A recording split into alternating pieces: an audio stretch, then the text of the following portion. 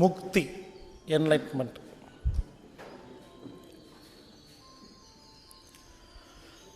இப்போ நம்ம பார்க்க போகிறது முக்தின்னா என்ன, என்லைட்மெண்ட். எல்லாரும் சொல்கிறாங்க முக்தி அடையணும் முக்தி அடையணும், என்லைட்மெண்ட் ஆகுங்க அப்படின்னு சொல்கிறாங்க இல்லைங்களா? அதுன்னா என்னன்னு இப்போ பார்க்க போகிறோம். இதுவும் மனதில் ஒரு பார்ட்டு தான். ஸ்மெல் ஆஃப் த மைண்டுன்னு சொன்ன பார்த்தீங்களா, மனதின் மனம், அதில் இதுவும் சேர்த்தணும். அப்போ தான் மனசு நிம்மதியாக இருக்கும். மனது நிம்மதியாக இருக்கணும்னா நாம் எல்லாம் முக்தி அடைய வேண்டும். ஆரம்பத்தில் சொல்லும் பொழுது முக்தி அடையணுமா, அதெல்லாம் பெரிய பெரிய ஆளுங்க சாமியார்கள் பண்ணுற வேலை நினைச்சாதீங்க. சாதாரண மனிதன் ஆகலாம்.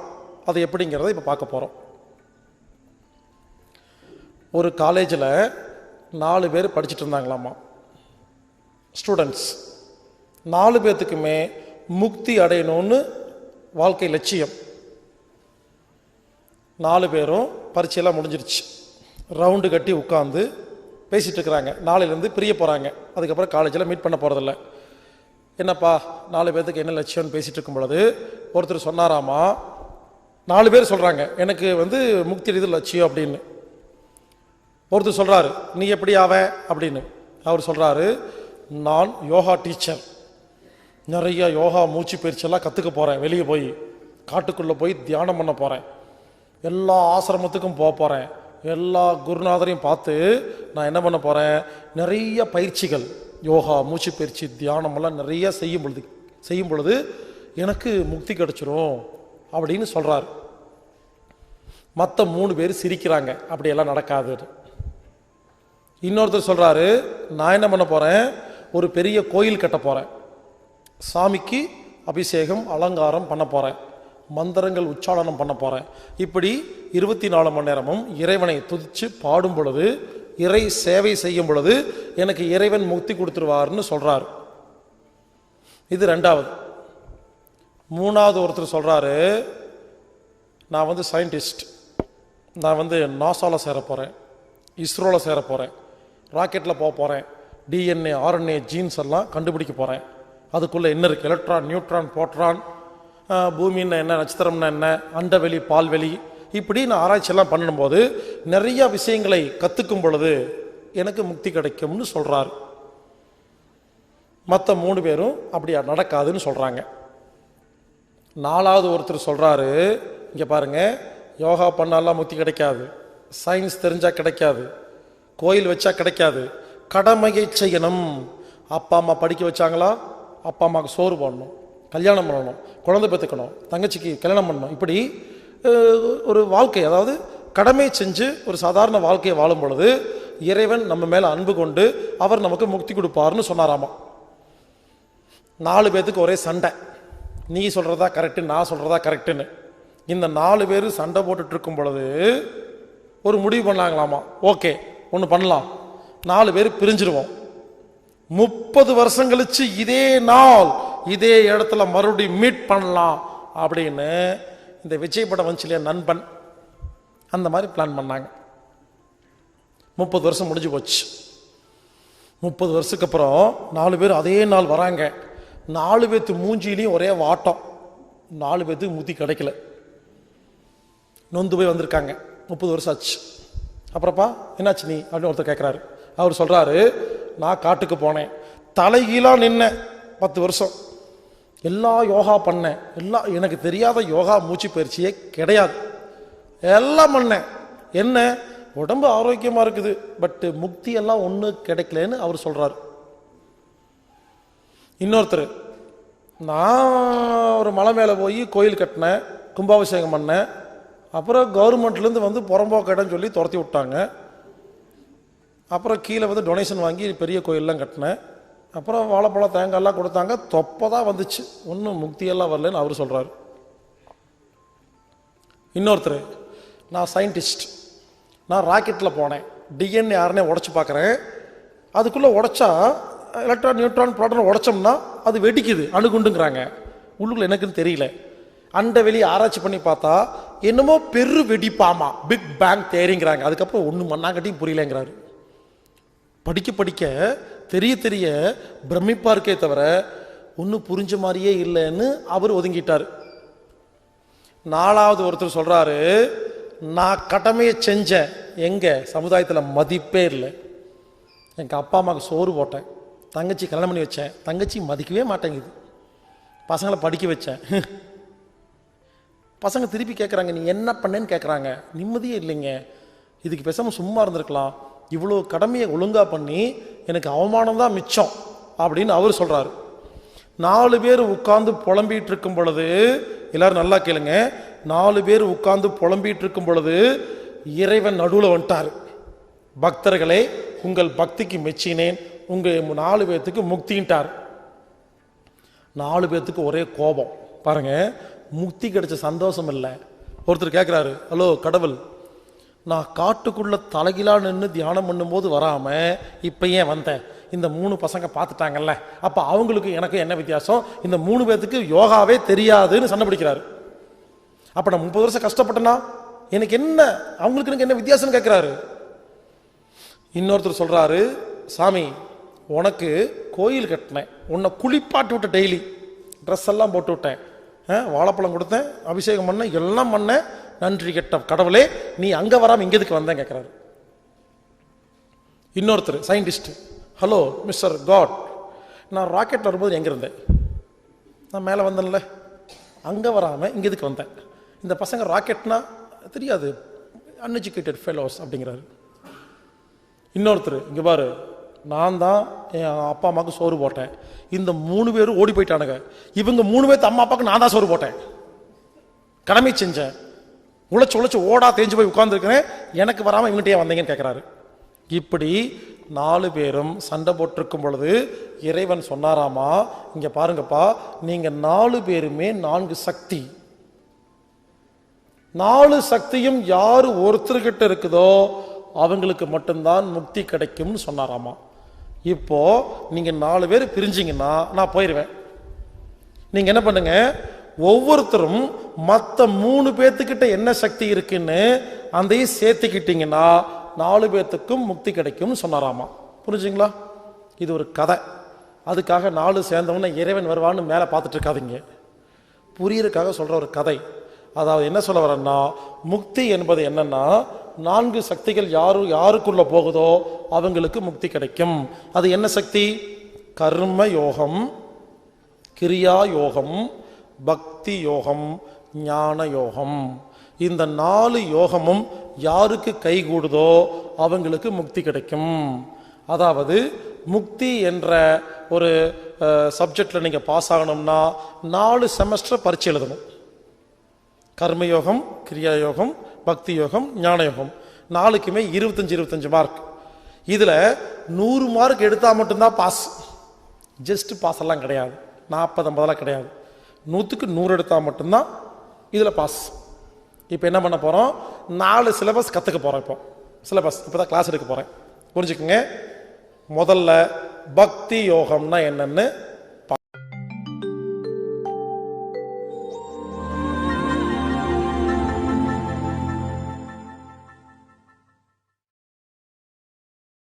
பக்தி யோகம்னா என்னன்னு பார்க்கலாம். பக்தி யோகம்னா என்னன்னா 24 மணி நேரமும் இறை சிந்தனையோடு வாழ்வதுக்கு பேர் தான் பக்தி யோகம். ஆனால் நாம் அப்படி வாழ்கிறதில்ல.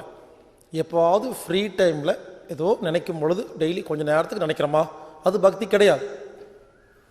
எப்படின்னு கேட்டால், ஒரு செல்ஃபோன் வச்சுருக்கீங்க, செல்ஃபோன் காணாமல் போச்சு. என்ன பண்ணுவோம்? தேடுவோம். எப்படி தேடுவோம்? நான் அப்படிங்கிற திமிரோட தேடுவோம். எப்படி? நான் செல்ஃபோன் இங்கே தானே வச்சுருந்தேன், நான் சமையல் ரூமுக்கு போனேன், நான் காரில் போனேன், நான் அங்கே போனேன். பாருங்க, நான் நான் நான் தேடுறோமா? நான் எங்கெங்கெல்லாம் செல்ஃபோனை மிஸ் பண்ணியிருப்பேன்னு யோசிக்கிற இடத்துல எல்லாம் தேடியாச்சு, எங்கேயுமே செல்ஃபோன் இல்லை. இப்போ என்ன பண்ணுவேன்? அது வரைக்கும் நான் திமிர் இருந்துச்சா? எங்கேயும் தேடி கிடைக்கல, வேற வழியே இல்லை, கிடைக்கல. அப்போ என்ன பண்ணுவேன்?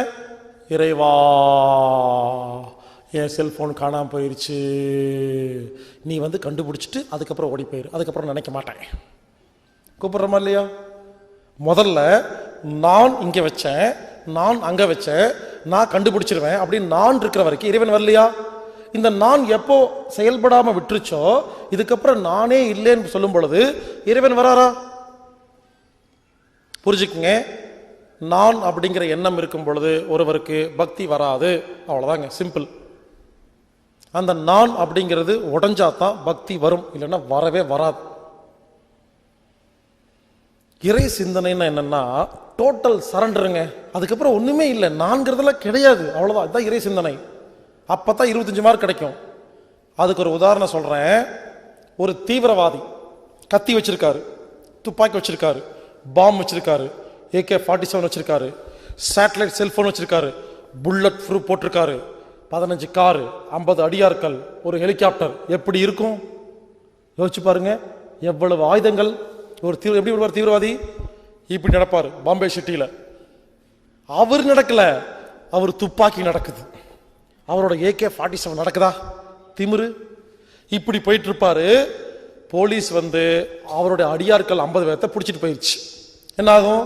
இப்படி போனவர் கொஞ்சம் பயப்படுவாரா? கொஞ்சம் இறங்கிடுவாரா? 50 கார் தூக்கிட்டு போயிடுச்சு போலீஸ். இவர் தனியா இருக்கிறாரு, ஹெலிகாப்டர் சுட்டாங்க, தனியா இருக்காரு. செல்போன் எடுத்து பார்க்குறாரு, டவர் கிடைக்கல சேட்டலைட் செல்போன்ல. எப்படி இருக்கும்? போலீஸ் சுற்றி வளைச்சு துரத்துது. தனியாளாயிட்டாரா? இதுக்கு முன்னால கேங்கு, இப்போ தனியாளா? ஓடுவாரா? துப்பாக்கி எடுத்து சுடுவாரா? கத்தி எடுத்து குத்துவாரா? பாம்பு எடுத்து போடுவாரா? எல்லாமே தீஞ்சு போச்சு. புல்லட் ப்ரூஃப் எல்லாம் கழண்டுருச்சு. நிராயுத பாணி, ஒன்றுமே இல்லை, பேண்ட் செட்டு மட்டும்தான் இருக்கு, ஒன்றுமே இல்லை. ஓடுறாரு. ஒரு பாலடைஞ்ச பில்டிங்குள்ளே போயிட்டாரு. போலீஸ் ரவுண்டு கட்டி நிற்கிது, 100 பேர் மேலே. ஹெலிகாப்டரில் போலீஸ் ஹெலிகாப்டர் ராணுவம் வந்து சேர்ந்துருச்சு. மைக்கில் அனௌன்ஸ் பண்ணுறாங்க, ஏய் பில்டிங்குள்ளே எவ்வளோ நேரம் இருப்பேன், உன்னை சுட போகிறோங்கிறாங்க. எப்படி இருக்கும் யோசிச்சு பாருங்க. 1 மணி நேரத்துக்கு முன்னால் இப்படி இருந்தனா இப்படி ஆயிடுவாங்களா? அந்த பாலடைஞ்ச பில்டிங்குள்ளே உட்காந்துட்டு உடம்பெல்லாம் நடுங்குமா? சுட போகிறாங்களா இல்லையா? கண்டிப்பாக சுட்டுருவாங்களா? அந்த நேரத்தில் இந்த நான்கிறது எங்கே போச்சு? என்ன நினைப்பாரு? யோசிச்சு பாருங்க. அந்த நேரத்தில் உலகத்தில் எவ்வளோ பெரிய தீவிரவாதியாக இருந்தாலும் இறைவா என்னை காப்பாத்திருன்னு நினைப்பாரா இல்லையா? புரிஞ்சுக்குங்க, நான்கிறது இருக்கிற வரைக்கும் ஒருவருக்கு இறை அந்த அன்பு வரவே வராது. சில பேர் நடக்கும்போதே தெரியுங்க. சில பேர் பெரிய கம்பெனி முதலாளியாமா, நடக்கும்போதே தெரியும். இங்கே வாப்பா, அந்த கார் கொண்டு கழுவிட்டு வா. அப்போ என்ன அர்த்தம்? நீ பேசல, உன் கம்பெனி பேசுது, உன் பிஸ்னஸ் பேசுது, உன்னோட நகை பேசுது, பணம் பேசுது. புரிஞ்சுக்குங்க, எப்போ நீங்க இன்னொரு மனிதரை உங்களோட கேவலமா நினைக்கிறீங்களோ இறை சிந்தனை இல்லை, பக்தி கிடையாதுங்க. இறை சிந்தனை இருக்கிறவங்க நான்கிறதே இல்லையா, எல்லாத்துக்கிட்டையும் ஒரே மாதிரி தாங்க பேசுவாங்க. பெரிய ஆளை பார்த்து பயப்படவும் மாட்டாங்க, சின்ன ஆளை பார்த்து கேவலமா பேசவும் மாட்டாங்க. எல்லாமே இறை குழந்தைகள்னு ஒரே மாதிரி தாங்க பேசுவாங்க. உங்களுக்கு இறை சிந்தனை இருக்கா இல்லையான்னு நீங்க எல்லாம் சொல்ல வேண்டாம். 5 நிமிஷம் பேசும்போது பார்த்தாவே புரிஞ்சிடும் எப்படி இருக்குதுன்னு. புரிஞ்சுக்குங்க, நகை, காரு, பங்களா, பதவி, இதுதான் உங்களுடைய கௌரவத்தை எப்போ ஃபிக்ஸ் பண்ணுதோ அப்போ இறை சிந்தனை கிடையாது. இறைவன் மேல் அன்பு இருக்கிற யாருமே எப்போவுமே ஒரே மாதிரி தான் இருப்பாங்க. பணம் இருந்தாலும் பணம் இல்லாட்டியும், வசதி இருந்தாலும் வசதி இல்லாட்டியும் எப்பொழுதுமே இறை சிந்தனையோட வாழும் பொழுது நமக்கு 25 மார்க் கிடைக்கும். அதனால 24 மணி நேரமும் இறைவன்கிட்ட நாம சரண்டர் இருக்கணும். இதுக்கு தாங்க பக்தின்னு பேரு. சும்மா வெள்ளிக்கிழமை கோயிலுக்கு போய் விளக்கேத்தனா மட்டும் கிடையாது. 5 நேரம் தொழுதா பக்தி கிடையாது. 24 மணி நேரமும் இறை சிந்தனையோட வாழணுங்க. இங்கே நான் கேட்கிறேன், புதுசா செல்போன் எல்லாம் வாங்க போனீங்க இல்லையா? புதுசா செல்போன் வாங்கின உடனே யாராவது ஒரு செகண்ட் நின்று, இறைவா இந்த நேரத்தில் இந்த மாதிரி ஒரு செல்போன் எனக்கு கொடுத்துட்டியே, ரொம்ப சந்தோஷம் இறைவா, நன்றின்னு என்னைக்காவது சொல்லியிருக்கோமா? வாங்கும்போது சொல்றதில்ல, தொலைஞ்சு போனா போதும், இறைவா தொலைஞ்சு போயிருச்சு. நீங்க வச்ச வேலைக்கார ஆளா இறைவன்? நம்ம என்ன பண்றோம், நமக்கு தேவையான மட்டும் கூப்பிட்டுக்குவோம். அடிமை வரணும், அதை கண்டுபிடிச்சு கொடுக்கணும், ஓடி போயிடணும். அப்புறம் புரிஞ்சுக்குங்க, நல்ல காரியம் நடக்கும் பொழுது, நமக்கு பாராட்டு கிடைக்கும் பொழுது, நமக்கு ஒரு 10 ரூபாங்க, ஒரு 10 ரூபாய்க்கு டீ வாங்கி கொடுக்குறீங்க இல்லையா? கொடுக்கும்போது இறைவா இந்த நேரத்தில் 10 ரூபா கொடுத்தேன்னு சொல்லி பாருங்க. எல்லா நேரமும் இரவும் பகலும் ஒவ்வொரு சனமும் ஒவ்வொரு காரியம் செய்யும் பொழுதும் இறை சிந்தனையோட வாழ்றது தாங்க பக்தி. சில பேர்த்த கூப்பிட்டு பாருங்க, நாளைக்கு மத்தியானம் வீட்டில் கறி சாப்பாடு வந்துருன்னு சொல்லி பாருங்க. சில பேர் சொல்லுவாங்க திமிரா, நான் வந்துடுறேன் அப்படிம்பாங்க. நான் வந்துடுறேன்னாவே திமிருன்னு அர்த்தம். இந்த முஸ்லீம்களை கேட்டு பாருங்க, எப்படி சொல்லுவாங்க, இன்ஷா அல்லா வரேன்னு சொல்லுவாங்க. அதுக்கு என்ன தெரியுமா அர்த்தம்? இறைவன் அனுமதித்தால் வரேன், நீ கரிசோறு போட்டாலும் வரமாட்டேன், இறைவன் அனுமதிக்கணும். அப்போ ஒவ்வொரு வார்த்தையிலையும் இறைவன் அனுமதித்தால் வரேன், இறைவன் அனுமதித்தால் செய்யறேன்னு சொல்லும் பொழுது அங்க பக்தி இருக்கா இல்லையா? புரிஞ்சுக்குங்க, இனிமேல் ஒவ்வொரு செகண்ட்லையும் நாம் இறைவனை நினைக்கிறோமாங்கிறத யோசிங்க. கண்டிப்பா இருக்காது. இன்னிலிருந்து ஆரம்பிங்க. அப்ப என்ன தெரியுமா, 24 மணி நேரமும் இரவும் பகலும் எல்லா நேரத்திலையும் எல்லா செயல்களிலும் இறைவன் வந்தாதான் பக்தி யோகம் கைகூடும். அதுக்கு 25 மார்க். சில பேர் யோசிக்கிறீங்க, ஏன்பா எனக்கு வேற வேலை வெட்டியே வேண்டாமா, 24 மணி நேரம் இறைவனோடையே நினைச்சிட்டே இருந்தேன்னா வேலை வெட்டியெல்லாம் யார் பார்க்கறது அப்படின்னு சில பேர் யோசிச்சிருப்பீங்க. நான் கேட்கிறேன், ஒரு அம்மாவை பார்த்து கேட்கிறேன், உங்களுக்கு ஒரே ஒரு பொண்ணு மகள், உங்க மகளை நினைக்காத ஒரு டைம் சொல்லுங்க பார்க்கலாம். இல்ல 24 மணி நேரமும் உங்க குழந்தைய நினைச்சிட்டே இருக்கிறீங்களா? ஆனா எல்லா வேலையும் செய்றீங்களா? அதே மாதிரிதாங்க, அன்பும் கருணையும் யாரு மேல இருக்கோ அவங்களை 24 மணி நேரமும் நினைப்போம். ஆனா எல்லா வேலையும் நடக்கும், அது டிஃபால்ட் ஆயிரும். ரொம்ப வருஷத்துக்கு அப்புறம் புதுசா யோசிக்கும் போது கொஞ்சம் கஷ்டமா இருக்கும், போ பழகிரும். டிஃபால்ட் ரத்தம் புத்தியில ஊறின இறைவன்.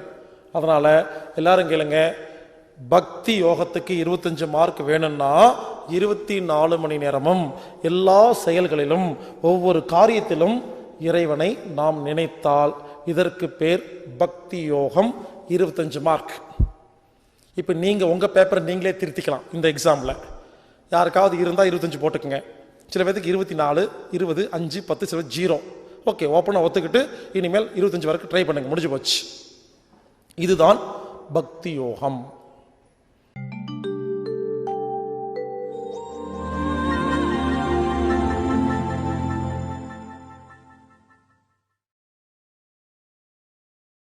கர்மயோகம்.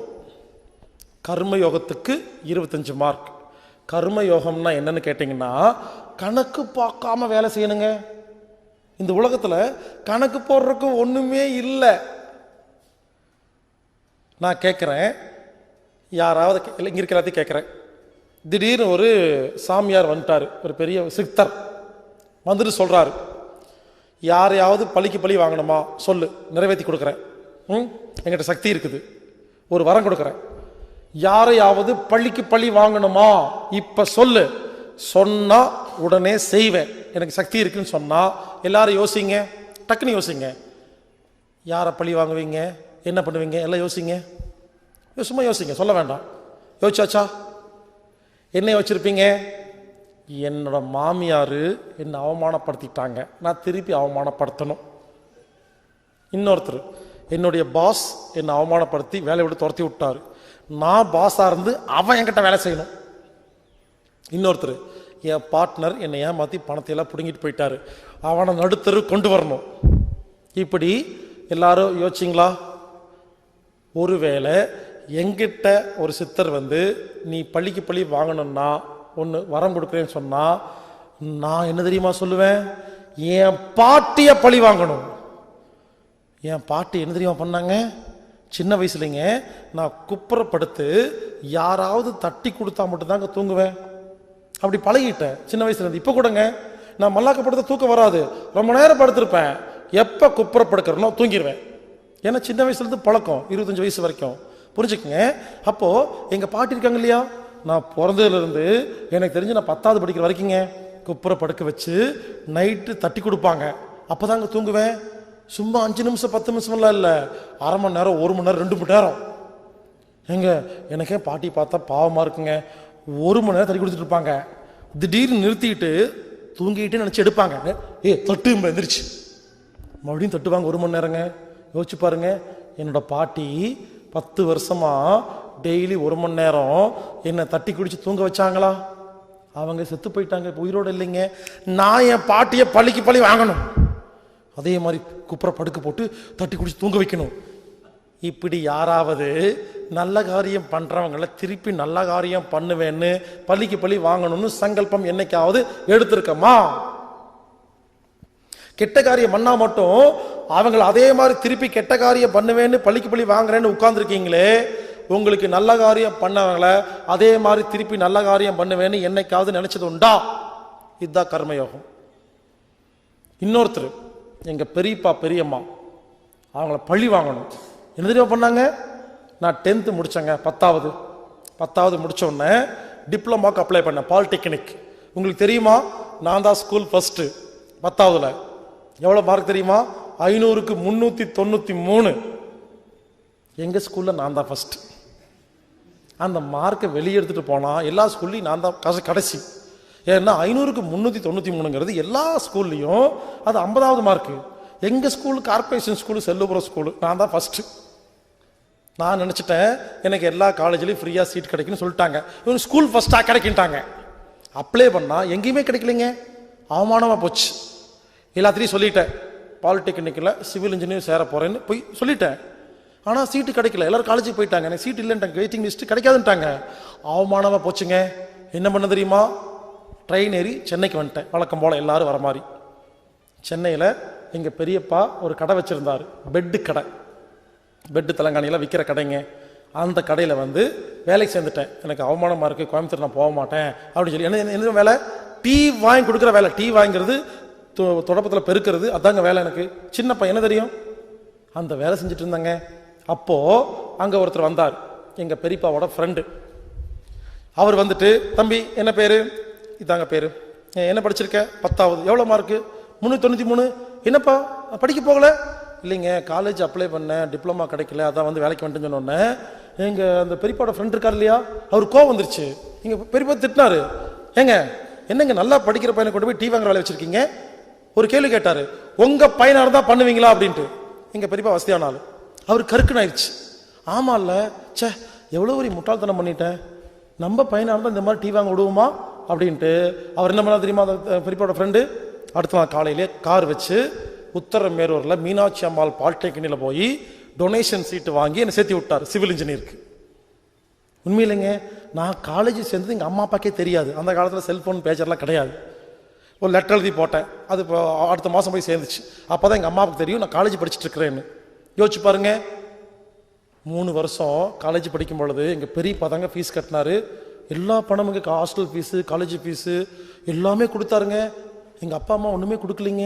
அப்போ யோசிச்சு பாருங்க, எங்கள் பெரியப்பா எனக்கு எவ்வளோ பெரிய உதவி செஞ்சுருக்காரு. பெரியப்பா பெரியம்மா 3 பசங்க, அவங்க எல்லாரும் அன்னிங்க எல்லாரும் உதவி செய்வாங்க.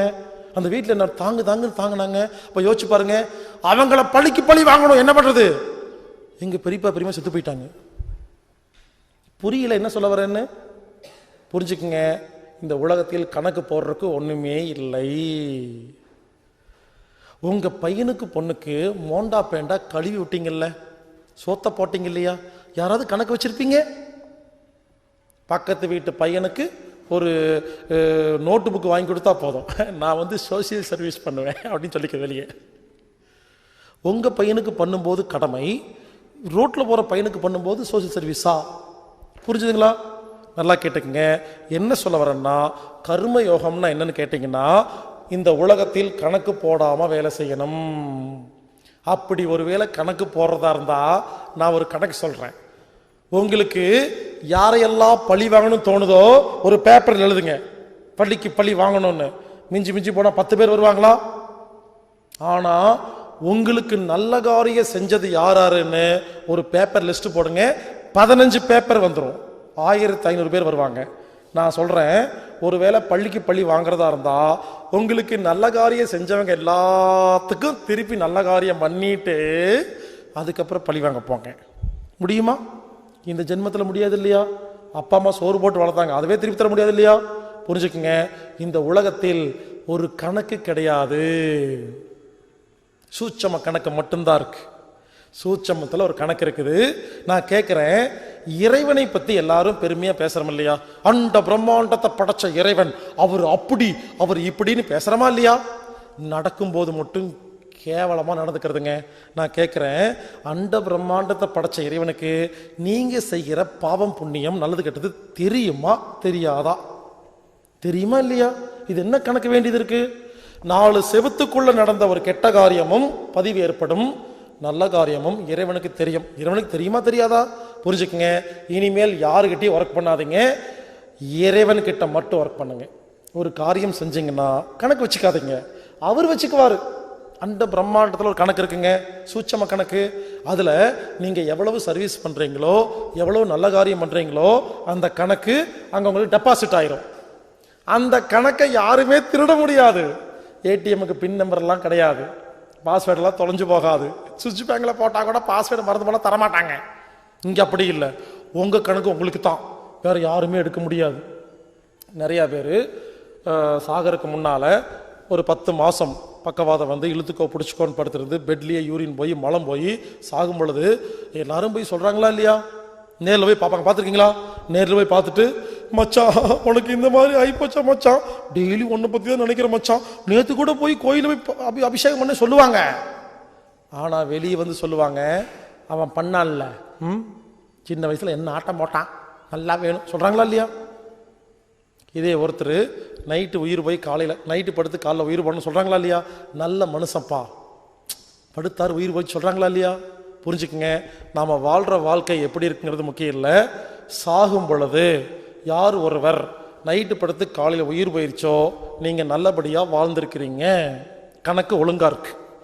இழுத்துக்கோ பிடிச்சிக்கோன்னு கஷ்டப்பட்டு சின்ன பின்னமாகி ஒரு படத்தில் சொல்கிற மாதிரி 50 வருஷம் வாழ்க்கை ரொம்ப சின்ன பின்னமாக கேவலமாக மோசமாக இருக்கும், அதுக்கப்புறம் அதுவே பழகிருன்னு சொல்கிற மாதிரி கடைசி காலத்தில் யார் ரொம்ப அவஸ்தைப்படுறோமோ நமது கணக்கில் நிறைய நிறைய கெட்ட காரியம் பண்ணியிருக்கிறோம், அந்த கணக்கு செட்டில்மெண்ட் ஆகாமல் உயிரெல்லாம் போகாது. தயவுசெய்து புரிஞ்சுக்குங்க, இறைவனை பற்றி பெருமையாக பேசுகிறோமா இல்லையா? அவருக்கு தெரியுமா தெரியாதா கெட்ட காரியம் பண்ணா? அப்போ கெட்ட காரியம் பண்ணுவீங்களாமா? யாருக்குமே தெரியாதுன்னா அது எப்படி தெரியாமல் போயிடும்? புரிஞ்சுக்குங்க, இனிமேல் பிரபஞ்சத்துக்கு ஒர்க் பண்ணுங்க, இறைவன்கிட்ட ஒர்க் பண்ணுங்க, வேற எந்த கணக்கும் வேண்டாங்க. ஒரு நாளில் காலையிலேருந்து நைட்டு வரைக்கும் எவ்வளோ நல்ல காரியம் பண்ண முடியுமோ செய்யுங்க, அதெல்லாம் அக்கௌண்ட்ல ஏறிடும், அது நமக்கு தான் கிடைக்கும், வேற யாரும் கிடைக்காது. இதாங்க கர்ம யோகம். கணக்கு பார்க்காம வேலை செய்யணுங்க. நான் கேட்குறேன், ஒரு கம்பெனி வச்சுருக்கீங்க, 1000 பேர் வேலை செய்கிறாங்க. 1000 பேர் வேலை செய்கிற கம்பெனியில் ஒரு முதலாளி எல்லாத்தையும் ஞாபகம் வச்சுருப்பாரா? அப்ராக்சிமேட்டா தீபாவளி போனஸ் தராங்களா இல்லையா? நீங்கள் ஒரு கம்பெனி போய் கேட்டு பாருங்கள் முதலாளிகிட்ட, தீபாவளி போனஸ் தரும் பொழுது ஒரு கவரில் 500 ரூபா இருக்கும், இன்னொரு கவரில் 1 லட்சம் ரூபா இருக்கும். பார்த்துருக்கீங்களா? கவருக்குள்ள எவ்வளவு இருக்குன்னு யாருக்குமே தெரியாது. அப்போ ஒரு 1000 பேர்த்த வேலை செஞ்சு வேலை வாங்கிட்டு இருக்கிற ஒரு டுபாகூர் கம்பெனியோட முதலாளி உங்களுக்கே கணக்கு போட்டு கூலி கொடுக்க தெரியுதே, அண்ட பிரம்மாண்டத்தை படைச்ச இறைவனுக்கு கணக்கு போட்டு தெரியுமா தெரியாதா? எல்லா கணக்கு வச்சிருப்பாருங்க, கரெக்டா கொடுப்பாருங்க. அதனால கர்மயோகங்கிறது என்னன்னா, தயவுசெய்து புரிஞ்சுக்குங்க, இந்த உலகத்துல சர்வீஸ் பண்றேன்னு சொல்லாதீங்க. சர்வீஸ் பண்றது வந்து டிஃபால்ட், வாழணும் சொல்லக்கூடாது. எப்ப வெளியே வந்து நான் வந்து சோசியல் சர்வீஸ் மேன் சொல்றீங்களோ நீங்க பண்றதுனே அர்த்தம். சர்வீஸ் பண்ற யாரும் சொல்ல மாட்டாங்க, அது டிஃபால்ட்டா இருக்கும். ஸோ புரிஞ்சுக்குங்க, இன்னிலிருந்து உலகத்தில் உள்ள எல்லாத்தையும் உங்க வீட்டில் இருக்கிற குடும்ப நண்பர்களா குடும்ப உறுப்பினர் நினைச்சு பாருங்க. கர்மயோகம் கை கொடுங்க. நான் கேட்குறேன், ரோட்டில் போறீங்க, திடீர்னு மயக்கம் போட்டீங்க, ஒருத்தர் வந்து காப்பாத்துறாரு, யாருன்னே தெரியல, அவரே உங்களை காப்பாற்றணும்? அவர் வந்து பார்த்துட்டு இவர் எனக்கு 10 ரூபா கூட கொடுத்து இல்லாட்டி திரும்பி போயிட்டாருன்னா செத்து போயிருங்களா இல்லையா? யாரோ ஒருத்தர் வந்து காப்பாத்துறாரா இல்லையா? என்ன சொல்றான்? தேங்க்யூ அப்படி சொல்றமா இல்லையா? அந்த செஞ்ச காரியத்துக்கு நீங்க என்ன பண்ணணும்? நீங்க யாராவது ரோட்ல படுத்திருந்தா காப்பாத்தணுமா இல்லையா? அப்ப கணக்கு டேலி ஆகுதா?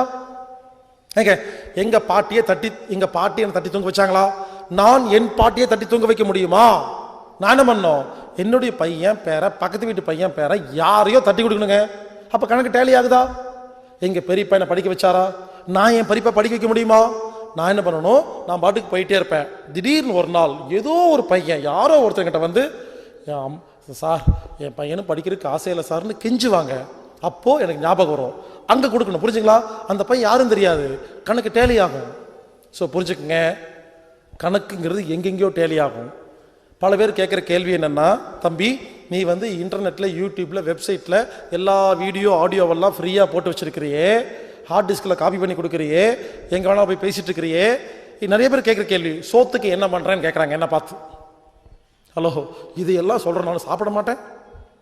உண்மையிலே சொல்றேங்க, எல்லாத்தோட நல்லா தான் சாப்பிட்றேன். நான் பாருங்க எல்லா நாட்டுக்கு போயிட்டு வரேன், ஃப்ளைட்டில் போறேன், ஸ்டார் ஹோட்டலில் தங்குறேன், பெரிய பெரிய காரில் போயிருக்கிறேன், எல்லா நாட்டில் இருக்கிற எல்லா சுற்றுலா பிளேஸுக்கும் போயிட்டு வந்துட்டேன். புரிஞ்சுக்குங்க, காசே இல்லை. புரிஞ்சுக்குங்க, கணக்கு இருக்குது, அவ்வளோதான். நிறைய பேர் நிறைய சம்பாரிச்சு வச்சிருக்கீங்க இல்லையா, சொத்து சேர்த்து வச்சிருக்கீங்க இல்லையா? என்னைக்காவது காசிக்கு போயிருக்கீங்களா? இமயமலைக்கு போயிருக்கீங்களா? ஒரு படத்துக்கு போயிருக்கீங்களா? சொத்து சேர்த்து வச்சுக்கோங்க. எனக்கு இந்த சொத்து சேர்த்து வைக்கிற எல்லாத்தையும் பார்த்து ஜாலியாக இருக்கேன் தெரியுமா? அதுகளும் சாப்பிடாதுங்க, யாரையும் சாப்பிட விடாதுங்க, என்னைக்காவது பிடிக்கலாம். ஆமாம், பணம் சேர்த்து சேர்த்து வச்சுக்க வேண்டியது, செலவே பண்ண மாட்டாங்க. தைரியமா இருங்க. இந்த சொத்து சேர்த்துறவங்களாம் பேசாமல் வேடிக்கை பார்த்துட்டே இருங்க. ஒரு நாள் எல்லா சொத்து எவனா பிடிங்கிட்டு போயிடுவான். அப்பனுக்கு அப்ப இருப்பானா இல்லையா? நீ இந்த ரேஞ்சில் யோசிக்கிறன்னா உங்ககிட்ட இருந்து பிடிக்கிற இன்னொருத்தர் இருப்பான். சதுரங்க வேட்டை.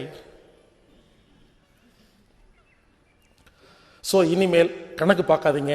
இந்த உலகத்தில் கணக்கு பார்க்கறதுக்கு ஒன்றுமே இல்லைங்க. டெய்லி நம்ம யாரை பார்க்குறோமோ அவங்க தான் கணக்கு, அவ்வளோதான். ரொம்பலாம் யோசிக்கக்கூடாது, ரொம்ப யோசிக்காதீங்க. உங்கள் அம்மா அப்பாவுக்கு தான் கொடுக்கணும்னு அவசியம் இல்லைங்க, யாருக்காவது கொடுங்க. எல்லாரும் அம்மா அப்பா தான். ஒரு படத்தில் சொல்கிற மாதிரி, எந்த கோயிலுக்கு போனாலும் எல்லா சாமி நம்ம சாமி தான். ஸோ அந்த மாதிரி எல்லாம் ஒன்று தான். அதனால் இங்கே பாருங்கள், கர்மயோகம் புரியாமல் இந்த உலகத்தில் நிம்மதியாக வாழ முடியாது. நாம் ஏன் வந்து நிம்மதியெல்லாம் வாழ்கிறோம்? கணக்கு போட்டே உட்காந்துருக்குறோமா? வாழ்க்கை ஒழுங்கா இல்லை. அதனால் இனிமேல் கணக்கு போடாதீங்க, கணக்கு போடாமல் வேலை செய்யுங்க. இதைத்தான் எனது தத்துவ ஞானி ராதாரவி அவர்கள் ஒரு படத்தில் சொல்லியிருக்கிறாரு. கூட்டி கழிச்சுப்பார், கணக்கு சரியா இருக்கும் அப்படின்னு. ஸோ கர்மயோகம். அப்போது கர்மயோகத்தை புரிந்து கொள்ளுங்கள். இனிமேல் கணக்கு போடாதீங்க, கணக்கு போடாமல் வேலை செஞ்சு பாருங்கள், எல்லாமே புரியுங்க. நான் சொல்கிறது சிம்பிளாக இருக்கும், வாழ்க்கையில் அப்ளை பண்ணும் பொழுது புரிய ஆரம்பிக்கும். வேறு மாதிரி மாறிடுவோம், நமது ஒவ்வொரு செயலும் வித்தியாசமாக இருக்கும். அதுக்கு கடைசியாக கர்மயோகத்துக்கு ஒரே ஒரு உதாரணம் சொல்கிறேன். ஒரு பெரிய பணக்காரர், லட்சாதிபதி, அவர்கிட்ட ஒரு அம்மா வேலை செஞ்சுட்டு இருந்தாங்க. அந்த அம்மா தன் பையனை படிக்க வைக்கணுங்கிறதுக்காக போய், ஐயா என் பையன் படிப்புக்கு ஒரு 10,000 ரூபா வேணுங்கய்யா, நீங்கள் மட்டும் மனசு வச்சு 10,000 ரூபா கொடுத்தீங்கன்னா. அந்த ஐயாவுக்கு 10,000 ரொம்ப சிம்பிள், இந்த அம்மாவுக்கு பெருசு. கேட்குறாங்க, ப்ளீஸ் கொடுங்கய்யான்னு. அந்த ஐயா என்ன பண்ணுறாரு, சரிம்மா நாளைக்கு வாங்கிப்பா. அவர் சாதாரணமாக கொடுத்துட்டாரு. அந்த பையனை படிக்க வச்சாச்சு. இந்த பையன் படித்து பெரியாளாயிட்டான். நல்லா கேட்டுக்குங்க, பையன் படித்து பெரியாளாயிட்டான். மாதம் 15,000 சம்பளம், வேலைக்கு போகிறான். சார் 25,000 சம்பளம். பையன் வேலைக்கு போய் மாதம் மாதம் செலவெல்லாம் போக கொஞ்சம் கொஞ்சமாக பணம் சேர்த்து வச்சு, ஒரு வருஷம் பணம் சேர்த்து வச்சு அந்த ஐயாவை பார்க்கறதுக்கு வரான், நன்றி சொல்கிறக்காக. அந்த அம்மா சொல்கிறாங்க, டே இந்த ஐயா தானே படிக்க வச்சாரு, நன்றி சொல்லுன்னு. இவன் என்ன பண்ணுறான், அந்த ஐயா இப்போ ரொம்ப வருஷம் ஆச்சா, அது லட்சாதிபதியாக இருந்தார், இப்போ கோடீஸ்வரன் ஆயிட்டாரு. அவருக்கு ஒரு பேத்தி. இந்த பையன் என்ன பண்ணுறான், யோசிச்சு அந்த பேத்திக்கு ஒரு லேப்டாப் வாங்கிட்டு போகிறான். 25,000 கொடுத்து ஒரு லேப்டாப் வாங்கிட்டு போயிட்டு, ஐயா நான் தாங்கய்யா, நீங்கள் படிக்க வச்சிங்கல்ல அந்த பையங்கய்யா, ரொம்ப சந்தோஷமாக இருக்கேன்னு நன்றி செலுத்துறதுக்காக கவரில் ஒரு லேப்டாப் கொடுத்து உங்கள் பேத்திக்குன்னு கொடுக்குறாரு. நல்லா கேட்டுக்குங்க, அந்த பேத்தி யாரு, கோடீஸ்வர வீட்டோட பேத்தி. அது ஓப்பன் பண்ணி பார்க்குது, கம்ப்யூட்டர் இருக்குது, அது தூக்கி குப்பையில் போடுது. ஏன் தெரியுமா, அதுகிட்ட மேக் புக் ஏர் இருக்கு, லேட்டஸ்ட் டைப் ஆப்பிள். யோசிச்சு பாருங்க, இப்போ அந்த கம்ப்யூட்டர் வேஸ்ட்டாக போச்சா இல்லையா? நான் சொல்றது புரிஞ்சுதா? அதாவது எல்லாரும் என்ன பண்றோம், யாருக்கு இருக்கோ அவங்களுக்கே கொண்டு போய் கொடுக்கிறோம், யாருக்கு இல்லையோ அவங்களுக்கு கொடுக்கறதே கிடையாது. கணக்கு அங்க பார்க்க கூடாது. நீங்க உங்களை விட கீழே இருக்கிற ஒருத்தர்கிட்ட லேப்டாப் கொடுத்திருந்தா சந்தோஷமா இருப்பாரா இல்லையா? இதுதான் கணக்கு. ஒரு வீட்டுக்கு போயிருந்தேங்க கரூர்ல. ஒரு ஐயா கூட்டிட்டு போனாரு. இந்த மீட்டிங்கை பார்த்துட்டு நீங்க ரொம்ப நல்லா பேசுறீங்கன்னு கூட்டிட்டு போனாரு. நல்லா கேட்டுக்குங்க. கூட்டிட்டு போய் அவர் வீட்டில் தங்க வச்சாரு. டைனிங் டேபிள்ல 35 வகை ஐட்டம். எனக்கு பசியே இல்லை. நான் சொல்றேன், எனக்கு சும்மா ஒரு 4 இட்லி இருந்தா போதுங்க, ஒரு தோசை இருந்தா போதும். என்ன கூட்டிட்டு போய் சோறே வேண்டாங்கிற என்ன கூட்டிட்டு போய் 35 வகை ஐட்டம் சமைச்சு வச்சுட்டு உட்காந்து சாப்பிடுங்கன்னாரு. பாருங்க, தேவையில்லாத வேலை. நான் போய் உட்கார்ந்தேன். ஐயா என்னங்க இவ்வளோ சமைச்சிட்டீங்கன்னு. அந்த 35 வகை சமையல ஒரு அம்மா பண்ணிச்சு இல்லையா, சமையல்கார அம்மா. அந்த அம்மா வெளியே நின்றுருக்கு. என்னை உட்கார வச்சு சாப்பிட சொல்றாரு. எனக்கு வயிற்றுல இடமே இல்லை. நான் கஷ்டப்பட்டு அன்புக்கு ஐயோ செஞ்சுட்டாரேன்னு சொல்லி ஒவ்வொரு இடத்து வாயில போட்டிருக்கேங்க. அந்த சமையல்கார அம்மா உள்ள வந்துச்சு. இந்த ஐயா திட்டினாரு தெரியுங்களா? எப்படி தான் திட்டினாரு? யோ பாமா வெளியா, அறிவியல் உனக்கு, விஐபி வந்திருக்காங்க, உள்ள வர பா, வெளியே போ. அந்த அம்மா பாவம் என்னமோ கேட்க வருது பாருங்க. எனக்கு ஒண்ணுமே வேண்டாம், எனக்கு கொடுக்குறாரு. அந்த அம்மாக்கு என்னமோ வேணும், துரத்தி விடுறாரு.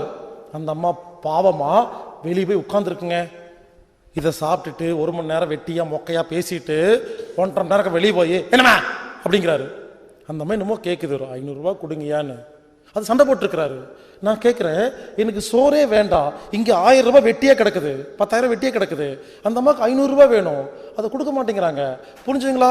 நம்ம என்ன பண்றோம், யாரு வசதியா பணக்காரங்களா இருக்காங்களோ அவங்களுக்கு போய் கிஃப்ட் கொடுக்குறோம், அவங்கள தாங்குறோம், சாப்பிட கூப்பிடுறோம், எல்லாம் பண்றோம். ஆனா யாருக்கு சோறு வேணுமோ துரத்தி விடுறோம். இதுதாங்க கர்மயோகம்.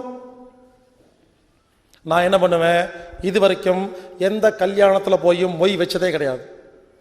கல்யாணத்துக்கு போவேன், பார்ப்பேன், அப்படியே மேலதாளம், ஆர்கெஸ்ட்ரா, லைட்டு. ஹலோ, நீங்க கஷ்டப்பட்டு சம்பாரிச்ச பணத்தை நீங்க செலவு பண்ணிட்டு இருக்கீங்க. ஏன் கஷ்டப்பட்டு நான் சம்பாரிச்ச 100 ரூபாய் நான் உங்களுக்கு தரணும்? உங்களுக்கு கொடுக்க மாட்டேன். இதே ஒரு கல்யாணத்துக்கு போவேன், கோயிலில் தாலி கட்டிட்டு ஹோட்டலில் நல்லா தெரியும் காசு இல்லைன்னு, அந்த துணியெல்லாம் காஸ்ட்லி இல்லாமல் சாதாரண துணியெல்லாம் போட்டுட்டு கஷ்டப்பட்டுக்கெல்லாம் நடத்துவாங்க. அவங்ககிட்ட போய் மொத்த பணத்தையும் மொத்தமாக வச்சுட்டு வந்துடுவேன். ஸோ இதாங்க கர்மயோகம். புரிஞ்சுக்குங்க. யாருக்கு வேணுமோ கொடுங்க, யாருக்கு இருக்கோ கொடுக்காதீங்க. நம்ம என்ன பண்ணுறோம், இருக்கிறவங்களுக்கே கொடுத்துட்டே இருக்கிறோங்க. ஸோ கர்மயோகம் புரிஞ்சுக்குங்க. இந்த கர்மயோகம் புரிஞ்சாதான் 25 மார்க் கிடைக்கும்.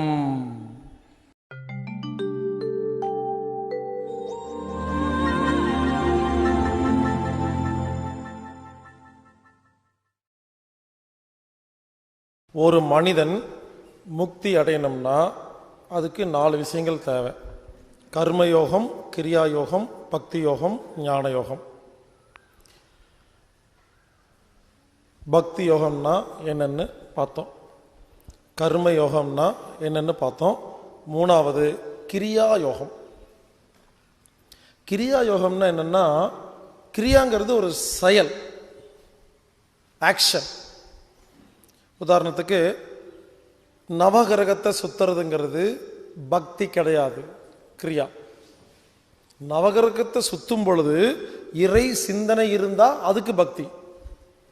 அங்க பிரதட்சணம் பண்றது பக்தி யோகம் கிடையாது, அது ஒரு கிரியா யோகம், ஒரு ஆக்ஷன். பட் அந்த அங்க பிரதட்சணம் பண்ணிட்டு இருக்கும் பொழுது இறைவனை நினைச்சா அதுக்கு பேரு பக்தி. நம்ம கோயிலில் போய் நவகிரகத்தை சுற்றிட்டு இருக்கும் பொழுது இன்னைக்கு காலையில் 10 மணிக்கு போய் ஆஃபீஸ் திறக்கணும், இன்னைக்கு பிஸ்னஸ் அப்படின்னு கவனமெல்லாம் பிஸ்னஸில் இருந்தால் அதுக்கு பேர் பக்தி கிடையாது, ஒரு கிரியா. சுற்றும் போது உடம்புக்கு என்ன எக்ஸசைஸ் நடக்குது. கிரியா வேற, பக்தி வேறங்க. அப்போ கிரியான்னு என்ன, மூச்சு பயிற்சி, தியானம், யோகா, வாக்கிங், எக்ஸசைஸ், ஜாக்கிங், எல்லாமே கிரியா யோகமே தவிர பக்தி யோகம் கிடையாது. பக்திங்கிறது வேற, கிரியாங்கிறது வேற. ஸோ எதுக்கு சொல்ல வரேன்னா, எல்லோரும் கண்டிப்பாக கிரியா யோகம் செய்யணும். அந்த காலத்தில் எல்லாத்துக்கும் எவ்வளோ உடல் உழைப்பு இருந்துச்சு. நிறைய பேர் தண்ணி எடுக்கிறதுக்கு 4 கிலோமீட்டர் நடந்து போயிட்டு வருவாங்க. யோசிச்சு பாருங்க. அப்போது அந்த காலத்தில் உடல் உழைப்பு அவ்வளவு இருக்கும் பொழுதே கிரியா யோகம்னு வச்சுருந்தாங்களா இல்லையா? இப்போ எல்லாரும் காரில் போகிறோம், சோபாவில் உட்காந்துருக்குறோம், வீட்டில் எந்த வேலையெல்லாம் செய்கிறதில்ல. அப்போது நம்ம கிரியா யோகம் வேணுமா வேண்டாமா? புரிஞ்சுக்குங்க, கிரியா யோகங்கிறது என்னென்னா தினமும் ஒரு அரை மணி நேரம் இல்லை 1 மணி நேரத்தை நாம் உடல் மனம் புத்திக்காக ஒரு பயிற்சி செய்யறது தான் கிரியா யோகம்.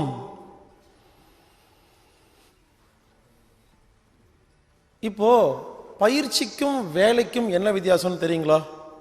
நான் கேட்குறேன், ஒரு 2 கிலோமீட்டர் வாக்கிங் போயிட்டு வந்தா, இன்னைக்கு நான் 2 கிலோமீட்டர் வாக்கிங் போனேன் பயிற்சின்னு சொல்கிறோம் இல்லையா? ஆனால் லேபர்லாம் 2 கிலோமீட்டர் வந்துட்டு இன்னைக்கு நான் ரொம்ப நேரம் வேலை செஞ்சேன்னா டயர்டாயிட்டேன்னு சொல்கிறாங்க. அப்போது வேலைக்கும் பயிற்சிக்கு என்ன வித்தியாசம்? ஒன்றும் இல்லைங்க. ஒரு வேலையை செய்யும் பொழுது மனது வேற எங்கேயோ இருந்து உடம்பு ஒரு வேலை செஞ்சா அதுக்கு பேரு வேலை. புத்தி மனசு உடம்பு 3ஐயும் ஒன்று சேர்த்து ஒரு வேலையை செஞ்சா அதுக்கு பேரு பயிற்சி. துணி துவைக்கும் பொழுது கவனமெல்லாம் துணி துவைச்சிட்டு இருக்கும் பொழுது டிவி பார்த்துட்டு சீரியலை பார்த்துட்டு கவனமெல்லாம் அங்கே இருக்குது, அப்போ அதுக்கு பேர் வேலை. துணி துவைக்கும் போது நான் துணி துவைக்கிறேன், நான் துணி துவைக்கிறேன்னு கவனத்தை துணி துவைக்கிறதுல வச்சா அதுக்கு பேர் கிரியா. அன்னைக்கு நீங்கள் பயிற்சி பண்ணிட்டீங்க. ஏங்க இப்போ நாம் என்ன பண்ணுறோம், இங்கிருந்து அந்த மெயின் ரோடு வரைக்கும் நடந்து போயிட்டு வந்துட்டு வாக்கிங் போனோன்னு சொல்கிறோம் இல்லையா? ஆனால் ஒரு அவசர வேலை, அந்த கடைக்கு போயிட்டு வாங்குறோம், போயிட்டு என்ன பண்ணுறோம், கடைக்கு போயிட்டு வந்திருக்கிற வேலை அப்படி சொல்கிறோமா இல்லையா? ஸோ விருப்பம் இல்லாமல் மனதை எங்கேயோ வச்சுக்கிட்டு ஒரு காரியம் பண்ணும் பொழுது அதுக்கு பேர் வேலை. விருப்பத்தோட கவனத்தை மனதில் வச்சு செய்யும் பொழுது, உடம்புல வச்சு செய்யும் பொழுது அதுக்கு பேர் கிரியாங்க. நான் என்ன சொல்கிறேன்னா, அதனால் தயவு செய்து புரிஞ்சுக்குங்க, ஒரு நாளில் எவ்வளவு நேரம் நம்மளுடைய ஆக்ஷனை, நமது செயலை நாம் வாட்ச் பண்ணுறோமோ அன்னைக்கு நிறையா கிரியா பண்ணிட்டோம். நாம் என்ன பண்ணுறோம், நம்மளை வாட்ச் பண்ணுறதே இல்லை. இப்போ சவாசனம் பண்ணும் பொழுது, யோக நித்ரா பண்ணும் பொழுது நம்மளை நாமே கவனிச்சோமா? எவ்வளோ உடம்பு நல்லா இருக்குது, இன்னமும் உள்ளுக்குள்ள மாற்றம் ஏற்படுதா இல்லையா? கவனிக்கிறது இல்லைங்க. நான் என்ன சொல்றேன்னா, கிரியாங்கிறது நம்மளை நாமே கவனிக்கிறதுக்கு பேர் தான் கிரியா. ஒன்று மரியாதையா 24 ஹவர்ஸும் நம்மளை நாமே கவனிச்சுட்டு இருக்கணும். அது தெரியலையா, 1/2 மணி நேரம் ஒதுக்கிடணும். இவருங்க யோகா மூச்சு பயிற்சி தியானம் செய்யறதெல்லாம் எல்கேஜி, யோகா மூச்சு பயிற்சி தியானமே செய்யாமல் இருக்கிறது பிஹெச்டி. இது பழகிறோம், யோகா செஞ்சு பழகிறோம். நம்ம உடம்புல கவனம் வைக்கிறோமா? 24 மணி நேரமும் நாமளே கவனிச்சோம்னா எதுக்கு யோகா பண்ணணும், எதுக்கு மூச்சு பயிற்சி பண்ணணும், எதுக்கு தியானம் பண்ணணும்? புரிஞ்சுங்களா? நம்மளை நாமே கவனிக்கிறது தாங்க உலகத்தில் மிகப்பெரிய பயிற்சி. இதை நிறைய பேர் சொல்லியிருக்காங்க. ஓசோ சொல்லியிருக்காங்க, ஜேகே சொல்லியிருக்காங்க, பல பேர். எல்லாரும் சொல்றது அப்சர்வரை அப்சர்வ் பண்ணுங்கன்னு சொல்லுவாங்க. நம்மளை நாமே வாட்ச் பண்ணுங்கிறது தான் கிரியா யோகம். ரொம்ப சிம்பிளுங்க. இனிமேல் நம்மளை நாமே வாட்ச் பண்ணணும். அது ஆரம்பத்தில் முடியாது, அதுக்கு தான் பயிற்சி. வாக்கிங் போகிறது, யோகா பண்ணுறது, எக்ஸசைஸ் பண்ணுறதுன்னு முதல்ல செய்யும் பொழுது பாருங்க, கை எப்படி வச்சு சுத்துங்க அப்படிங்கும்போது செய்கிறோமா? பயிற்சியாக இருக்கா? இதே வீட்டில் ஒரு ஸ்க்ரூ டிரைவர் வச்சு 2 போல்ட்டு மாட்டிட்டு ஐயோ கை வலிக்கு சொல்கிறோமா இல்லையா? ரெண்டுக்கு என்ன வித்தியாசம்? வேலை, கிரியா. அதனால் இங்கே பாருங்க, எல்லாத்துக்கும் சொல்கிறேன், தயவு செய்து டெய்லி ஒரு 1/2 மணி நேரம் ஒதுக்குங்க, 1 மணி நேரம் ஒதுக்குங்க, கிரியாக்குன்னு ஒதுக்கிடுங்க. அது ரொம்ப முக்கியம். நீங்கள் டெய்லி 1 மணி நேரம் யோகா செஞ்சு பாருங்க, அன்னை நாள் உங்கள் கண்ட்ரோல் இருக்கும். ஸ்மார்ட் ஒர்க் பண்ணுவோம். யோகா பண்ணாத அன்னைக்கு, பயிற்சி பண்ணாத அன்னைக்கு, நான் யோகாங்கிறது யோகாசனம் சொல்ல, பயிற்சி பண்ணாத அன்னைக்கு நாய் மாதிரி சுற்றுவோம், எதுவுமே உருப்படாது. பயிற்சி பண்ணுற அன்னைக்கு கொஞ்சமாக தான் வேலை செய்வோம், எல்லாமே உருப்படும். கூட்டி கழிச்சு பணம் கரெக்டாக தான் இருக்கும். ஸோ கிரியா யோகங்கிறது என்னென்னா, தினமும் எல்லாரும் வாக்கிங், யோகா, எக்ஸசைஸு எதையாவது ஒன்றுங்க, ஒரு பயிற்சி கண்டிப்பாக வச்சுக்கோங்க. ஏதோ ஒரு பயிற்சி, உங்களுக்கு எந்த குருநாதர், எந்த பயிற்சி என்ன பிடிக்குதோ, அட்லீஸ்ட் வாக்கிங்காவது போங்க, ஜாக்கிங்காவது போங்க. இல்லை எதுவுமே பண்ணாமல் 1/2 மணி நேரம் சும்மாவாவது உட்காருங்க. அந்த சும்மா உட்காரும் பொழுது நான் சும்மா உட்காருகிறேன் நினைக்கிறீங்க இல்லையா, அதுவே கிரியா தான். எதுக்கு உட்காடுறீங்க? உடம்பு ஆரோக்கியம், மனது நிம்மதிக்கு உட்கார்றோமா இல்லையா? புரிஞ்சுக்குங்க, கிரியா யோகங்கிறது என்னன்னா, டெய்லி 1/2 மணி நேரம் 1 மணி நேரம் நமக்கு ஒரு டைம் ஒதுக்கிறது, உடம்பு ஆரோக்கியத்திற்கு, மனது நிம்மதிக்கு, புத்தி தெளிவுக்காக ஒரு நேரம் ஒதுக்கி ஒரு பயிற்சி பண்ணுறதுக்கு பேர் கிரியா. அதனால் இன்னிலிருந்து டெய்லி கிரியா யோகம் பண்ணுறீங்களான்னு யோசிங்க. கிரியா யோகம் பண்ணனா ஒரு பயிற்சி, ஏதோ ஒரு பயிற்சி பண்ணனா உங்களுக்கு 25 மார்க். கர்மயோகம் 25 மார்க், பக்தி யோகம் 25 மார்க், கிரியா யோகம் 25 மார்க். சில பேர் கேட்குறாங்க, இறைவனுக்கு 25 மார்க் தானா? ஹலோ, 100 மார்க்கு இறைவன் தான். நம்ம ஒரு விஷயத்தை புரிஞ்சுக்கிறதுக்காக ஒரு டெக்னிக்கலா புரிஞ்சுக்கிறதுக்காக பேச்சுக்காக அது மாதிரி மாற்றி வச்சிருக்கிறோம், அவ்வளோதான்.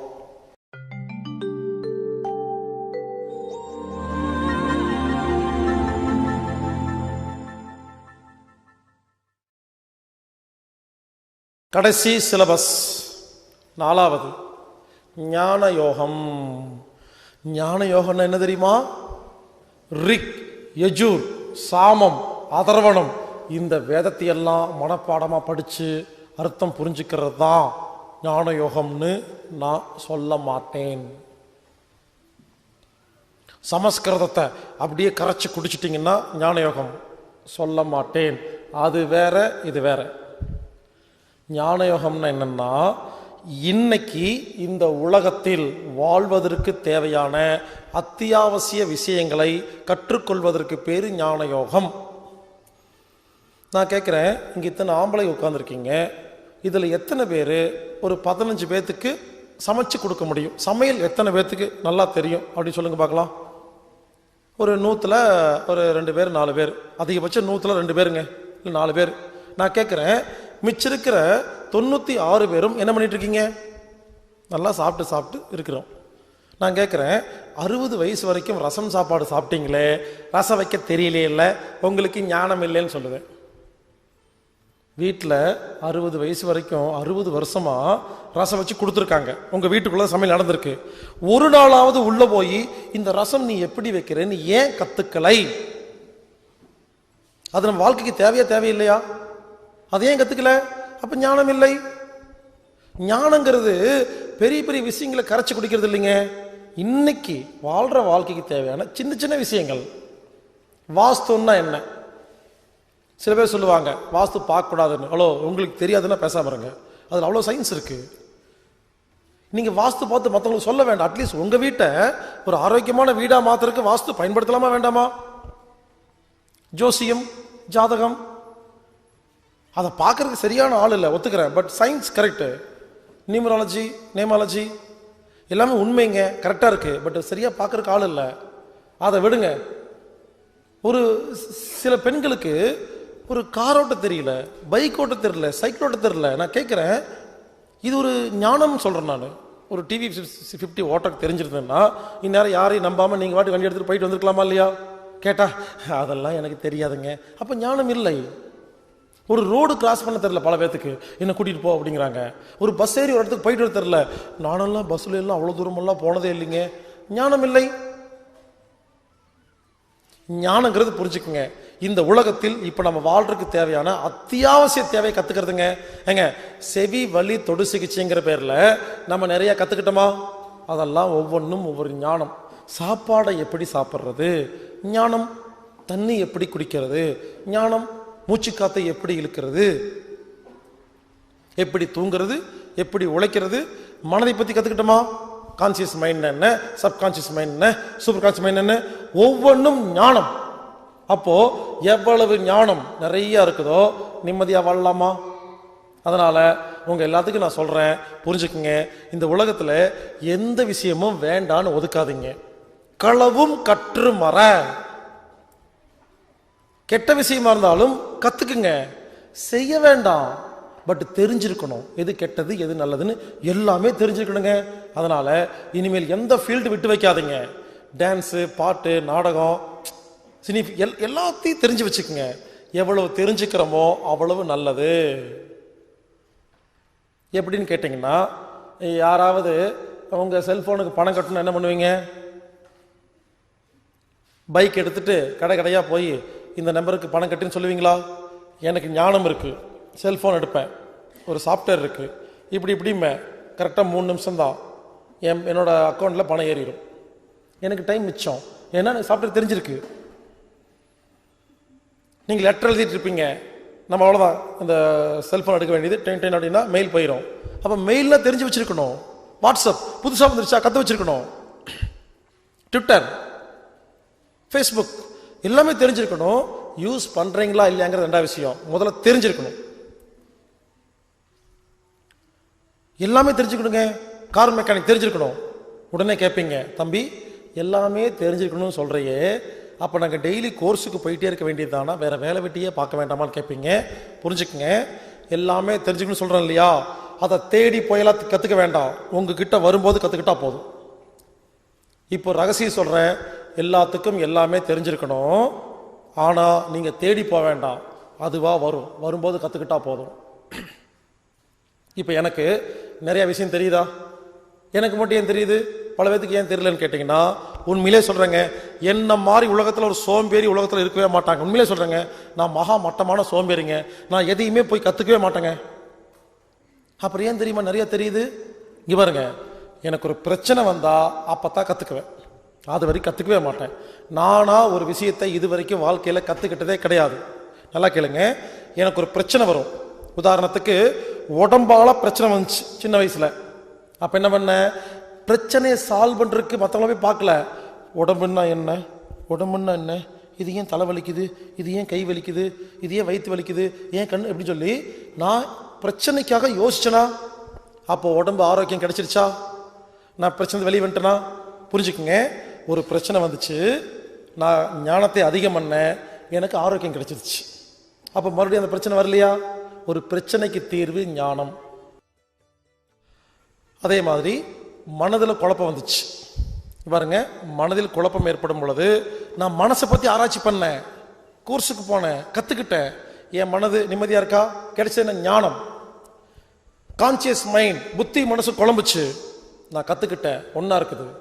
சப்கான்சியஸ் மைண்ட், நிறைய ரெக்கார்ட்ஸ் ஏறிச்சு, கஷ்டப்பட்டேன், நான் கற்றுக்கிட்டேன், வெளியே வந்துட்டேன்னா சூப்பர் கான்சியஸ் மைண்ட், உள்ளே போய் கற்றுக்கிட்டேன்னா. புரிஞ்சுக்குங்க, நான் என்ன சொல்ல வரேன்னா, உங்கள் வாழ்க்கையில் ஒரு கஷ்டம் நஷ்டம் வந்துச்சுன்னா அதுலேருந்து எஸ்கேப் ஆகாதீங்க, அப்போ அதை கற்றுக்கங்க. அப்போ கற்றுக்கிறது மூலியமா நமக்கு புரிஞ்ச மாதிரியாச்சு, ஞானம் அதிக மாதிரியாச்சு, அந்த பிரச்சனை நம்மளை விட்டு ஓடின மாதிரியாச்சு. அந்த பிரச்சனை வாழ்க்கையில் வராதா? ஒரு மனிதனுக்கு ஒரு பிரச்சனை 3 முறை வரலாம், 4வது முறை வந்தால் நீங்கள் தான் பிரச்சனை. இதை நபிகள் நாயகம் ரொம்ப தெளிவாக சொல்லியிருக்கிறாரு. ஒரு கல்யாணம் பண்ணுங்க, ஒரு வேளை குடும்பம் நடத்துறதுக்கு முடியலன்னா டைவர்ஸ் பண்ணுங்க, மறுபடியும் இன்னொரு கல்யாணம் பண்ணுங்க, குடும்ப நடத்துக்கு சிக்கல் வருதா டைவர்ஸ் பண்ணுங்க, 3வது முறை கல்யாணம் பண்ணுங்க. 3வது முறையும் சிக்கல் வந்தா தயவு செய்து கல்யாணம் பண்ணாதீங்க, நீங்க தான் பிரச்சனைங்கிறாங்க. ஸோ ஒரே பிரச்சனை திரும்ப திரும்ப வருது, என்ன அர்த்தம்? நமக்கு அதை ஹேண்டில் பண்ண தெரியல, நம்ம தான் பிரச்சனை. சில பேர் சொல்லுவாங்க, இது வரைக்கும் 7 பிஸ்னஸ் பண்ணிட்டேன், எதுவுமே உருப்படலை. நீ தான் உருப்படலை, அது பிஸ்னஸ் ஒழுங்காக தான் இருக்கு, உனக்கு பிஸ்னஸ் பண்ண தெரியல. புரிஞ்சுக்குங்க, இனிமேல் நான் என்ன சொல்றேன், எதையுமே கோர்ஸுக்கெல்லாம் போக வேண்டாம், வாழ்க்கையே ஒரு கோர்ஸ் தான். நான் எப்படி கற்றுக்கிட்டேன்னு சொல்கிறேங்க, அதே மாதிரி நீங்கள் கற்றுக்குங்க. நான் எதையும் இங்கே ஓப்பனாக சொல்கிறேங்க, எதையுமே நான் தேடி போனதே இல்லைங்க. நான் என்ன பண்ணுவேன், எனக்கு ஒரு பிரச்சனை வந்தால் அதுலேருந்து வெளியே வந்து எஸ்கேப் ஆக மாட்டேங்க. எந்த பிரச்சனை வந்துச்சோ அதை பற்றி புக்கெல்லாம் படிப்பேன், அதை பற்றி டவுட்டு கேட்பேன், அதை பற்றி ஆராய்ச்சி பண்ணுவேன். கற்றுக்கலாமா? உதாரணத்துக்கு நான் கொஞ்சம் வருஷத்துக்கு முன்னால் மலேசியாவுக்கு போயிருந்தேன், ஒரு 30 நாள். எப்பவுமே என்ன பண்ணுவேன், என்கிட்ட ஒரு கார் இருந்துச்சு, அந்த காரை டிரைவரை வந்து ஏர்போர்ட்டில் ட்ராப் பண்ணிவிட்டு வீட்டுக்கு சாவி கொடுத்து அனுப்பிச்சிடுவேன். சொல்லுவேன், நீ நேராக போய் எங்கள் வீட்டில் வண்டியை நிறுத்திட்டு சாவி எடுத்துகிட்டு வீட்டுக்கு போயிரு, 30 நாள் லீவ் உனக்கு, நான் வந்து ஃபோன் பண்ணுறேன்னு சொல்லிடுவேங்க. ஆனால் என்னோட டிரைவர் என்ன பண்ணியிருக்காரு, நான் எப்பப்பெல்லாம் வெளிநாட்டுக்கு போகிறேனோ எனக்கும் எங்கள் அம்மாவுக்கு தெரியாமல் ரகசியமாக வந்து கார் எடுத்துகிட்டு சுற்றிருக்காரு, ஊர் சுற்றிருக்காரு. கீழே அப்பார்ட்மெண்ட்டில் கீழே கார் நிற்கும், எங்கள் அம்மா கார் எங்கே இருக்குலாம் தெரியாது, வேறு யாரும் இருக்க மாட்டாங்க வீட்டில். இவர் என்ன பண்ணுவார், கார் எடுத்துகிட்டு போய் ஜாலியாக சுற்றி நிறுத்திட்டு வந்து போய் வராமா. இது ரொம்ப வருஷமாக தெரியாமல் இருந்திருக்கு. ஒரு நாள் என்னாச்சு, வீட்டில் எங்கள் அம்மா ஃபோன் பண்ணுறாங்க, காரை காணோண்டான்னு. நான் மலேசியாவில் இருக்கிறேன், திரும்பி வந்து காரை பார்க்குறேன், காரை காணோம். சரி டிரைவர் வீட்டுக்கு போனால் டிரைவர் இல்லை, அம்மாட்ட கேட்டால் அந்த டிரைவரோட அம்மா சொல்கிறாங்க போலீஸ் ஸ்டேஷன் இருக்கான்ப்பான்னு. அப்புறம் விசாரித்து பார்த்தா நான் இல்லாதப்ப என் காரை எடுத்துட்டு போய் ஃப்ரெண்ட்ஸ் எல்லாம் சேர்ந்து எங்கேயோ சரக்கடிக்கிறதுக்கு ஒயின் ஷாப்பில் போய் அங்கே 2 கேங்கு சண்டை வந்து கத்தி எடுத்து மாற்றி மாற்றி குத்திக்கிட்டு கொலை ஆகலை, கத்தி குத்து போய் கொலை கேஸ் ஆயிடுச்சு. காரில் வந்தாங்கன்னு காரை பிடிச்சி உள்ள வச்சுட்டாங்க. யோசிச்சு பாருங்க, ஏன்னா என் மேலே தப்பு இருக்கா? இப்போ நடந்து சொல்கிறேன் கேளுங்க. நான் நேராக போலீஸ் ஸ்டேஷன் போனேன், பேரூர் போலீஸ் ஸ்டேஷன். அங்கே ஒருத்தர் இருந்தார், இன்ஸ்பெக்டர். அவரை போய் பாருங்கன்னாங்க. பாருங்க, நல்லா கேட்டுக்குங்க. நேராக போனேன். நான் இந்த பண்ணல, நேராக உள்ளே போய் அந்த இன்ஸ்பெக்டர்கிட்ட, சார் என் பேர் பாஸ்கர், இண்டிகோ கார் இந்த மாதிரி என் டிரைவர் வந்து இந்த மாதிரி பண்ணிட்டாரு அப்படின்னு பேச ஆரம்பிக்கிறேங்க. இனி நான் பேசி கூட முடிக்கல. அந்த இன்ஸ்பெக்டர் என்ன தெரியுமா சொன்னார்? பாடா வெளிப்பா. எனக்கு அதிர்ச்சி ஆயிடுச்சுங்க. நான் ஒரு பெரிய மனுஷன் ஊரில் சுற்றிட்டு இருக்கிறேன், இதில் போடாங்கிறான். அவமானமா போச்சு. ஏன்னா பேச மாட்டேங்க, போய் நில்லு அப்படிங்கிறான். நானும் ஸ்டேஷன் முன்னால 4 மணி நேரம் நிற்கிறேங்க. அவன் பாட்டுக்கு வர்றான், அவன் பாட்டுக்கு போகிறான். நான் சொல்கிறேன், சார் நில்றா அப்படிங்கிறான். வாடா போடாங்கிறான். சார் அப்படிங்கிற, ஆமாம் நீயே இப்போ டிரைவர்கிட்ட காரை கொடுத்து கொலை பண்ணுறக்கு ஆள் அனுப்பிச்சிட்டு மலேசியா போயிட்டு போய் சொல்கிறியா அப்படின்னு திட்டுறான். யோசிச்சு பாருங்க, விசாரி கூட இல்லைங்க. உண்மையிலே சொல்கிறேன், அன்னைக்கு என்னோட செல்ஃபோனில் Coimbatore SP, Chennai SP, commissioner எல்லா நம்பர் இருக்கு. ஏன் தெரியுமா? நம்ம வீடியோவை எப்படி எல்லாரும் பார்த்துருப்பாங்க. என்னோட செல்ஃபோனில் பார்த்தீங்கன்னா மினிஸ்டர், எம்எல்ஏ, நடிகர்கள், நடிகைகள் எல்லாரும் கிட்ட கண்டிப்பாக எல்லாரும் பேசியிருப்பாங்க. ஏன்னா வீடியோ புக்கு பார்த்துருப்பாங்க, யாராவது சொல்லியிருப்பாங்க, ஒரு ஃபோன் பண்ணி கட்டசிக்காக சென்னை பக்கம் வந்தா வாங்கன்னு யாராவது பேசியிருப்பாங்க. நம்பர் எல்லா நம்பர் இருக்கும். யோசிச்சு பாருங்க, நான் நினச்சிருந்தேன்னா ஒரே ஒரு ஃபோன் கமிஷனருக்கு, எஸ்பிக்கு ஒரு ஃபோன் பண்ணி, ஐயா நான் ஈரர் பாஸ்கர் பேசுகிறேன் அப்படின்னு சொன்ன அடுத்த நிமிஷம் ஒரு ஃபோன் வருமா? அந்த இன்ஸ்பெக்டர் காரை வழி விட்டுருப்பாரா? நான் அதை செய்யவே இல்லை. ஏன் தெரியுமா? இதுதான் எஸ்கேப் ஆகிறது. நான் என்ன சொல்றேன், அவரு ஃபோன் பண்ணி வெளியே வந்திருந்தேன்னா இந்த மாதிரி சுச்சுவேஷன் வந்தா நான் எப்படி அதை ஹேண்டில் பண்றது எனக்கு தெரியாம போயிருமா? நான் நினைச்சுக்கிட்டேன், ஒரு ரைட் சான்ஸ் போலீஸ் ஸ்டேஷனில் இன்ஸ்பெக்டர் பேசுறது எப்படின்னு கத்துக்கிறதுக்கு ஒரு கோர்ஸ் ஆரம்பிச்சிட்டேன். என்ன பண்ண வந்தேன். என் ஃப்ரெண்ட்ஸ் நிறைய பேர் இருக்கிறாங்க. சில பேர் கஞ்சா கடத்துறவன், சாராய விற்கிறவன்லாம் ஃப்ரெண்ட்ஸ். என்ன பண்றது, அவங்க கூட முதல்ல டூரெல்லாம் போகும்போது பேசிட்டு போடுவாங்க. அப்படி இப்படி லஞ்சம் கொடுத்து அதை பண்ண இதை பண்ண பேசிட்டு இருப்பாங்க. என் காதில் விழுகாது. ஏன் தெரியுமா? எனக்கு தேவையே இல்லை அதெல்லாம். நான் நினச்சிக்கிட்டேன் எனக்கு தேவையில்லைன்னு. இன்னைக்கு தேவைப்படுது. எல்லாத்தையும் கூப்பிட்டு கெட் டுகெதர் ஃபங்க்ஷன் வச்சேன், நைட்டு டின்னருக்கு வாங்க அப்படின்னு. எல்லாத்தையும் கூப்பிட்டு சாப்பாடு போட்டேன். அன்னைக்கு சொன்ன சாப்பாடு, என்னடா சாப்பாடுன்னு கேட்டாங்க. என் காரு ஸ்டேஷனில் மாட்டிக்கிச்சு, அது சம்மந்தம் சிரிச்சாங்க எல்லாரும். ஒரு சிம்பிள் விஷயம், இது தெரியாது அவனுக்கு ஞானம் இருக்கு, எனக்கு ஞானம் இல்லை. எல்லாரும் சொன்னாங்க, என் ஃப்ரெண்ட்ஸ் எல்லாம் சொல்லி கொடுத்தாங்க. எப்படி தெரியுமா? ஸ்டேஷனுக்குள்ளே போகும்போது இப்படி போகக்கூடாது, இப்படி போகணும். அப்படி குடிஞ்சு போயிட்டு இப்படி கை வச்சுட்டு, ஐயா சார்னு கூடக்கூடாது. சார்னு கூப்பிட்டா போலீஸ் கோவம் வந்துடுமாமா.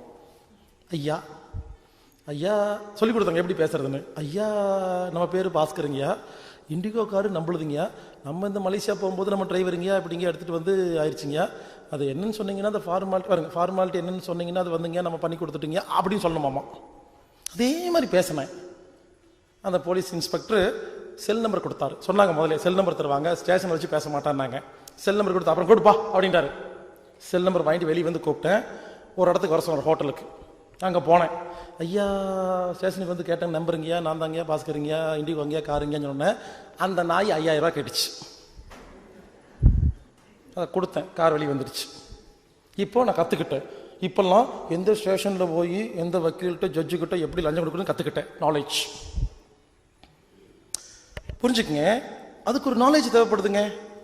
ஸோ நான் என்ன சொல்ல வரேன்னா, நாலேஜ் அப்படிங்கிறது பெரிய பெரிய கம்ப சூஸ்திரங்களை எல்லாம் உட்காந்து கற்றுக்கிறதும் பெரிய பெரிய விஷயங்கள்லாம் இல்லைங்க.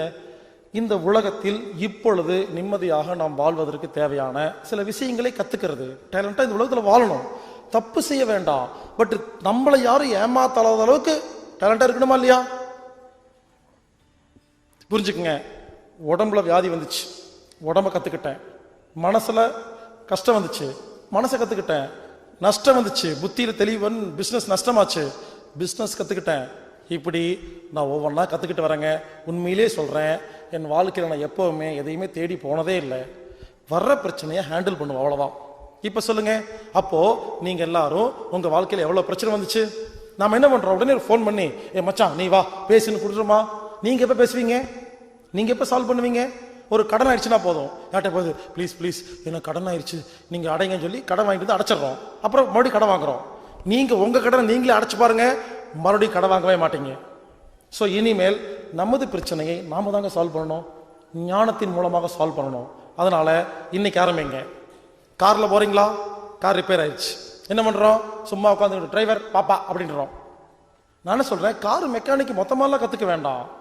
இன்னைக்கு கார் நின்று போச்சா, ஒரு மெக்கானிக் வராரா, சரி பண்ணிட்டு இருக்காரா, ஒரு 5 நிமிஷம் ஒதுக்குங்க. போய் ஏன்ப்பா எதுக்கு என்னாச்சு ஏதாச்சுன்னு 15 கேள்வி கேளுங்க. ஒரு 15 கேள்வி கேட்கும்போது அவர் ஒரு 15 பதில் சொல்லுவாரா? இன்னைக்கு 15 ஞானம் உங்களுக்கு கிடைச்சிச்சு காரை பத்தி. ஸோ அதே ரிப்பேர் மறுபடியும் வந்தா அட்லீஸ்ட் எப்படி ஹேண்டில் பண்ணணும்னு தெரிஞ்சிருக்குமா இல்லையா? இனிலேருந்து ஆரம்பிங்க.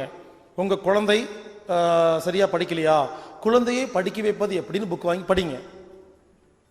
எல்லாரும் சொல்லுவாங்க வீட்டுக்கு வந்துட்டு வாஸ்து சரியில்லைம்பாங்க, எல்லாரும் சொல்லுவாங்க வீடு சரியில்லை மாத்தும்பாங்க. அப்போ வாஸ்து புக் எடுத்து படிங்க. அப்போ என்ன சொல்ல வரேன்னா, உங்க வாழ்க்கையில் இப்ப என்ன பிரச்சனை இருக்கோ அது சம்பந்தப்பட்ட புத்தகங்கள், அது சம்பந்தப்பட்ட கோர்ஸ், அது சம்பந்தப்பட்ட மக்கள்கிட்ட டிஸ்கஸ் பண்ணுங்க. அப்ப என்ன ஆகும்? ஞானம் அதிகமாகுமா? ஞானம் அதிகமாகி ஒரு விஷயத்தை தெரிஞ்சுக்கிட்டு அந்த பிரச்சனை வெளியே வந்தீங்கன்னா மீண்டும் அந்த பிரச்சனை உங்க வாழ்க்கையில வரவே வராது. இவருங்க அதுக்காக எனக்கு வாழ்க்கையில பிரச்சனையே வராதுங்கிறது கிடையாது, வரும். ஆனா மற்ற எல்லாத்த விட எனக்கு ரொம்ப கம்மியா வரும். ஏன் தெரியுமா? எனக்கு தெரியாத ஒரு விஷயத்துல பிரச்சனை வரும். ஆனா தெரியாத விஷயம் ரொம்ப கம்மியாக பிரச்சனை கம்மியாகுமா இல்லையா? ப்ராபபிலிட்டி. ஸோ ஞான யோகம் என்பது என்னன்னா ரொம்ப சிம்பிளுங்க. இந்த உலகத்தில் நாம் வாழ்வதற்கு தேவையான அத்தியாவசிய விஷயங்களை கத்துக்கணும். ஷேர் மார்க்கெட்னா என்ன தெரிஞ்சுக்கிட்டு இன்வெஸ்ட் பண்ணணும். எல்லாத்தையும் முடிச்சுட்டு ஒண்ணுமே தெரியாம காசெல்லாம் போனதுக்கு அப்புறம் என்ன பண்ண முடியும்? அப்போ அதுக்கு ஒரு ஞானம் வேணுமா வேண்டாமா? இங்க பாருங்க, எல்லாரும் ஒரு தப்பு பண்ணிட்டு இருக்கீங்க. ரொம்ப நல்லவனா வாழ்ந்தா நல்லதுன்னு புரிஞ்சுக்குங்க. நீங்க ரொம்ப நல்லவனா வாழ்ந்து ரயில் ட்ராக்ல போய் படுத்துக்குங்க, ட்ரெயின் வந்து மேலே ஏறிட்டு தான் போகும். நீங்க ரொம்ப நல்லவன் மாடிலிருந்து குதிங்க, செத்து போயிருவீங்க. நல்லவன்கிறது வேற, புரிஞ்சவங்கிறது வேற. ஸோ இந்த உலகத்தில் வாழ்றதுக்கு நல்லவன் அப்படிங்கிற கேட்டகரி மட்டும் பத்தாது, ஞானம் வேணும், தெரிஞ்சு வச்சுக்கணும். பல பேர் கெட்டு போற காரணம் தெரியுமா? திமிரா இருப்பாங்க. நான் ரொம்ப நல்லவன், எனக்கு எந்த கஷ்டம் வரக்கூடாதுன்னா அப்படியெல்லாம் கிடையாது. நல்லவங்கிறது வேற, ஞானம் உள்ளவங்கிறது வேறங்க. அதனால இன்னையிலிருந்து எந்த ஒரு ஃபீல்டையும் விடாதீங்க, சரிங்களா? எல்லா புக்கையும் படிங்க, எல்லா ஆசிரமத்துக்கு போங்க, எல்லா பயிற்சியும் கத்துக்குங்க, எல்லாரும் சொல்றதை கேளுங்க, புரிஞ்சுக்குங்க. பல பேர் ஒரு லிஸ்ட் வச்சிருப்பாங்க, இவர் பேசாத நான் கேட்க மாட்டேன் அப்படின்னு. நான் என்ன கேட்கறேன்னா, போய் கேளுங்க, யாருமே தப்பா பேச மாட்டாங்க. அதாவது கொஞ்சம் பர்சன்டேஜ் இருக்குமா இல்லையா? எல்லா புக்கையும் படிங்க. ஒரு புக்கு படிச்சீங்கன்னா அந்த புக்கில் ஆரம்பத்திலிருந்து கடைசி வரைக்கும் தப்பு தப்பா தான் எழுதியிருக்கும். அட்லீஸ்ட் தப்பா புக் எழுதுறது எப்படின்னா கத்துக்கலாமா இல்லையா? ஒருத்தர் பேசும்போது எல்லாம் தப்பு தப்பா தான் இருக்கும், இப்படி எல்லாம் முட்டாள்கள் ஊழல் இருக்காங்கன்னு அட்லீஸ்ட் அதையாவது கத்துக்கலாமா இல்லையா? எல்லா இடத்துலயும் என்னமோ இருக்குங்க. யோசிச்சு பாருங்க, இந்த 5 நாள் நான் பேசுறதெல்லாம் ஒரே இடத்துல உருவறது கிடையாது. எங்கெங்க இருந்தோ ஒவ்வொன்னா எறும்பு சேர்த்துற மாதிரி ஒவ்வொன்னா சேர்த்தி மொத்தமா கோர்வையா கொடுக்கறனா. நான் ஒரு புக்கு படிச்சிருப்பேங்க 500 பேஜுக்கு. அந்த 500 பேஜ்ல எதுவுமே உருப்படியா இருக்காதுங்க, ஒரே ஒரு வார்த்தை மட்டும்தான் இருக்கும். அந்த வார்த்தையை நான் உள்ள சேர்த்தனால தானே இன்னும் மெருகேறுது. அதனால ஞான யோகம் என்பது தயவு செய்து எல்லோரும் பகவத்கீதா முழுசா படிங்க, குரான் முழுசா படிங்க, பைபிள் முழுசா படிச்சுட்டு அதெல்லாம் படிச்சு முடிச்சுட்டு பேசுங்க. எதையுமே படிக்கிறது இல்லை, ஒன்றும் பண்றதில்ல, சும்மா பேச வேண்டியது. அதுல எல்லாம் இல்லை இதெல்லாம் இருக்குன்னு நீங்க படிச்சிருக்கீங்களா? இல்லை. ஏதாவது பேசுறதா இருந்தா முழுசா படிச்சு முடிச்சுட்டு அதுல இருக்கு இல்லைன்னு சொல்லுங்க. படிக்காம பார்க்காம பேசாம நம்மளே ஒரு கற்பனை பண்ணி அதுல இருக்காது அப்படின்னு பேச வேண்டாம். எல்லாத்துக்கிட்டையும் ஞானம் இருக்குங்க. அதனால ஞான யோகம் என்பது இன்னையிலிருந்து தயவு செய்து எல்லா விஷயத்தையும் கத்துக்குங்க, எதையுமே விட வேண்டாம். இன்னொரு விஷயம், உங்க வீட்டுக்கு யாராவது சொந்தக்காரங்க தெரிஞ்சவங்க ஃப்ரெண்ட்ஸ் வந்தாங்கன்னா நீங்களே பேசி போர் அடிக்காதீங்க, அவங்கள பேச விட்டு கேட்டு பாருங்க, ஞானம் கிடைக்கும். உங்களுக்கு உங்க ஃப்ரெண்ட்ஸ் தெரிஞ்சவங்க சொந்தக்காரங்க பாக்குறீங்க இல்லையா, அவங்க ஒரு ஃபீல்டுல எக்ஸ்பர்ட்டா இருப்பாங்களா? அவங்கள பேச விடுங்க, அவங்க ஃபீல்டை பத்தி பேசுவாங்க. ஒரு தங்கம் நகை வியாபாரின்னா அவர் வீட்டில் வந்து பேச விடுங்க. அவர் சொல்லுவார், இந்த முறை கோல்டு வாங்காதீங்க, 6 மாசத்துக்கு அப்புறம் ரேட் இறங்க போகுது, அப்புறம் வாங்கிக்கலாம். ஏதாவது பேசுவாரா? ஒரு ஞானம் கிடைக்குமா இல்லையா? நம்மளாம் என்ன பண்ணுறோம், யாராவது கிடைச்சா போதும் நம்ம வெட்டியே பேசுவோம். என் தங்க போனேன், இங்கே பண்ண, அதை பண்ண, இதை பண்ண, அப்படி பண்ண, இப்படி பண்ண, ட்ரெஸ் பேசி முடிச்சு நம்ம கூட வந்து ஓடி போயிடுறாங்க. நம்ம பேசக்கூடாது, மற்றவங்களை பேசுறத கேட்கணும். காது கொடுத்து கேட்கும்போது நிறைய ஞானம் கிடைக்கும். பஸ்ஸில் உட்காந்து பாருங்க, பின்னால் ஒருத்தர் பேசிட்டு இருப்பாரு, நம்ம ஞானம் கிடைக்குங்க, ஏதாவது கிடைக்கும். அதனால மற்றவங்க பேசுறத கேளுங்க, புக்கு படிங்க. ஞான யோகம் யாருக்கெல்லாம் நிறைய விஷயம் தெரிஞ்சிருக்குதோ உங்களுக்கு 25 மார்க். ஞான யோகத்துக்கு மட்டும் முடிவே கிடையாது. உயிர் போறக்கு ஒரு நிமிஷம் முன்னால கூட புதுசா கத்துக்குவோம். புரிஞ்சுக்குங்க, கர்ம யோகங்கிறது புரிஞ்சா போதும். பக்தி யோகங்கிறது டிஃபால்ட்டா புத்தியில ஊர்னா போதும். கிரியா யோகங்கிறது டெய்லி அரை மணி நேரம் செஞ்சா போதும். ஞான யோகம் மட்டும் என்லெஸ், அதுக்கெல்லாம் லிமிட்டேஷன்லாம் கிடையாது. டெய்லி புதுசா கத்துக்கிட்டே இருக்கணும். எவ்வளவு விஷயம் தெரியுதோ அவ்வளவு நிம்மதியாக வாழலாம்.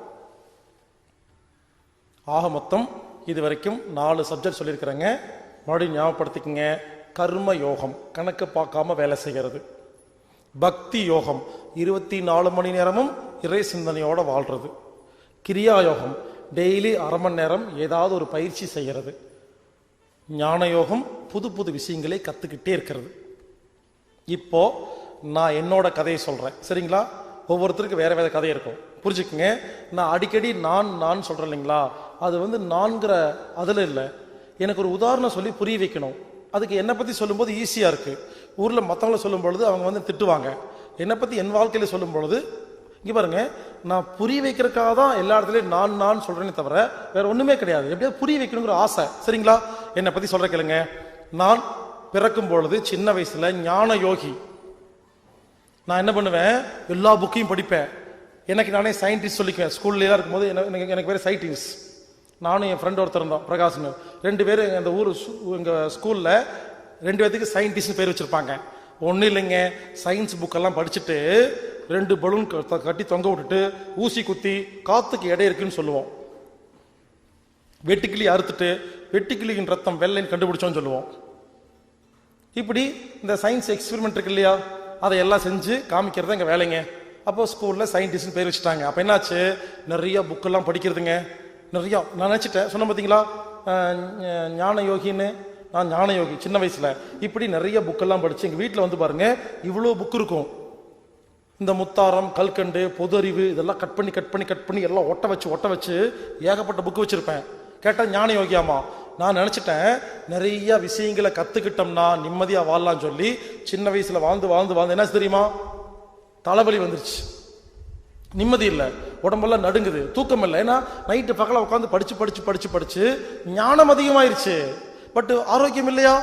உடம்பு வீக்காகி போய் தலைவலி பைத்தியம் முடிச்சு கண்ணு தெரியாம போய் கண்ணாடி மாட்டி ரொம்ப அவஸ்தைங்க, ஒரு பைத்தியம் முடிச்ச மாதிரி ஆயிடுச்சு. அப்பத்தான் நான் ஒன்றும் யோகா எல்லாம் ஆன்மீகத்துக்கெல்லாம் கத்துக்கல, தலைவலி தாங்க முடியல, என்னென்னமோ பண்ணி பார்த்தேன், எதுவுமே சரியாகல. ஒரு நாள் என்ன பண்ண, யாரோ சொன்னாங்க நீ யோகா பண்ணு தலைவலி வயிற்றுலி சரியா போயிருந்தேன். அதுக்காக போனேங்க. கோயம்புத்தூர்ல கணேஷ் பாபுன்னு ஒருத்தர் யோகா டீச்சர், அதான் ஃபர்ஸ்ட் எனக்கு ஓம் யோகா தெரப்பின்னு முதல்ல போனேன். எனக்கு யோகா சொல்லி கொடுத்தாருங்க. இங்க பாருங்க, யோகா செஞ்ச உடனே நார்மல் ஆயிட்டு. நான் நினைச்சேன் யோகா மட்டும் செஞ்சுட்டா உலகத்துல எல்லாரும் நிம்மதியா வாழலான்னு தப்பா புரிஞ்சுக்கிட்டேன். ஏன்னா நான் யோகா பண்ண நல்லா இருட்டேன். என்னாச்சு, யோகா எல்லாம் பண்ணி நல்லான உடனே என்ன நானே யோகா டீச்சர்னு பேர் வச்சுக்கிட்டு வெள்ளையும் போட்டு சுத்திட்டு இருந்தேன் கொஞ்சம் வருஷமா, பைத்திய மாதிரி. யோகா தான் எனக்கு ஒண்ணுமே தெரியாது. யோகா வெள்ளையும் போட்டுட்டு ஜிப்பா போட்டுட்டு ஊர் சுத்திட்டு இருப்பேன். எல்லா ஸ்கூலு காலேஜ்ல எல்லாம் கோயில்ல எல்லாம் போய் நானே போய் பேசுவேன். இலவசமா யோகா சொல்லி தரேன்னு சொல்லி பெரிய பேனர் மாட்டிடுவேன். அந்த குறிப்பிட்ட டைம்ல பைக்ல பெட்ஷீட்லாம் எடுத்துட்டு போவாங்க. யாருமே பெட்ஷீட்டே கொண்டு வர மாட்டாங்க. 15 பெட்ஷீட் எடுத்துட்டு போவாங்க பைக்ல. எடுத்துட்டு போய் விரிச்சு வச்சு எல்லாம் வெயிட் பண்ணுவேன். எல்லாரும் வருவாங்க, இலவசம், எல்லாம் வருவாங்க. யோகா சொல்லி கொடுத்து யோகா பண்ணுங்க எல்லாமே நல்லா போகும் சொல்லிட்டு இருந்தேன். புரிஞ்சுங்களா? ஏன்னா நான் யோகா பண்ணி நல்லா போச்சு. யோகா பண்ணும்போது எனக்கு என்ன பேரு, கிரியா யோகி. முதல்ல நிறைய படிச்சேன் இல்லையா, அப்ப எனக்கு ஞான யோகின்னு பேரு. இப்ப யோகா பண்ணனா கிரியா 2 வந்துருச்சா. என்னாச்சு, யோகாலாம் நிறைய பண்ண உடனே நிறைய எனர்ஜி வந்துருச்சா. பிஸ்னஸ் பண்ண ஆரம்பிச்சேன். நான் பண்ண மாதிரி யாருமே பண்ணியிருக்க மாட்டாங்க.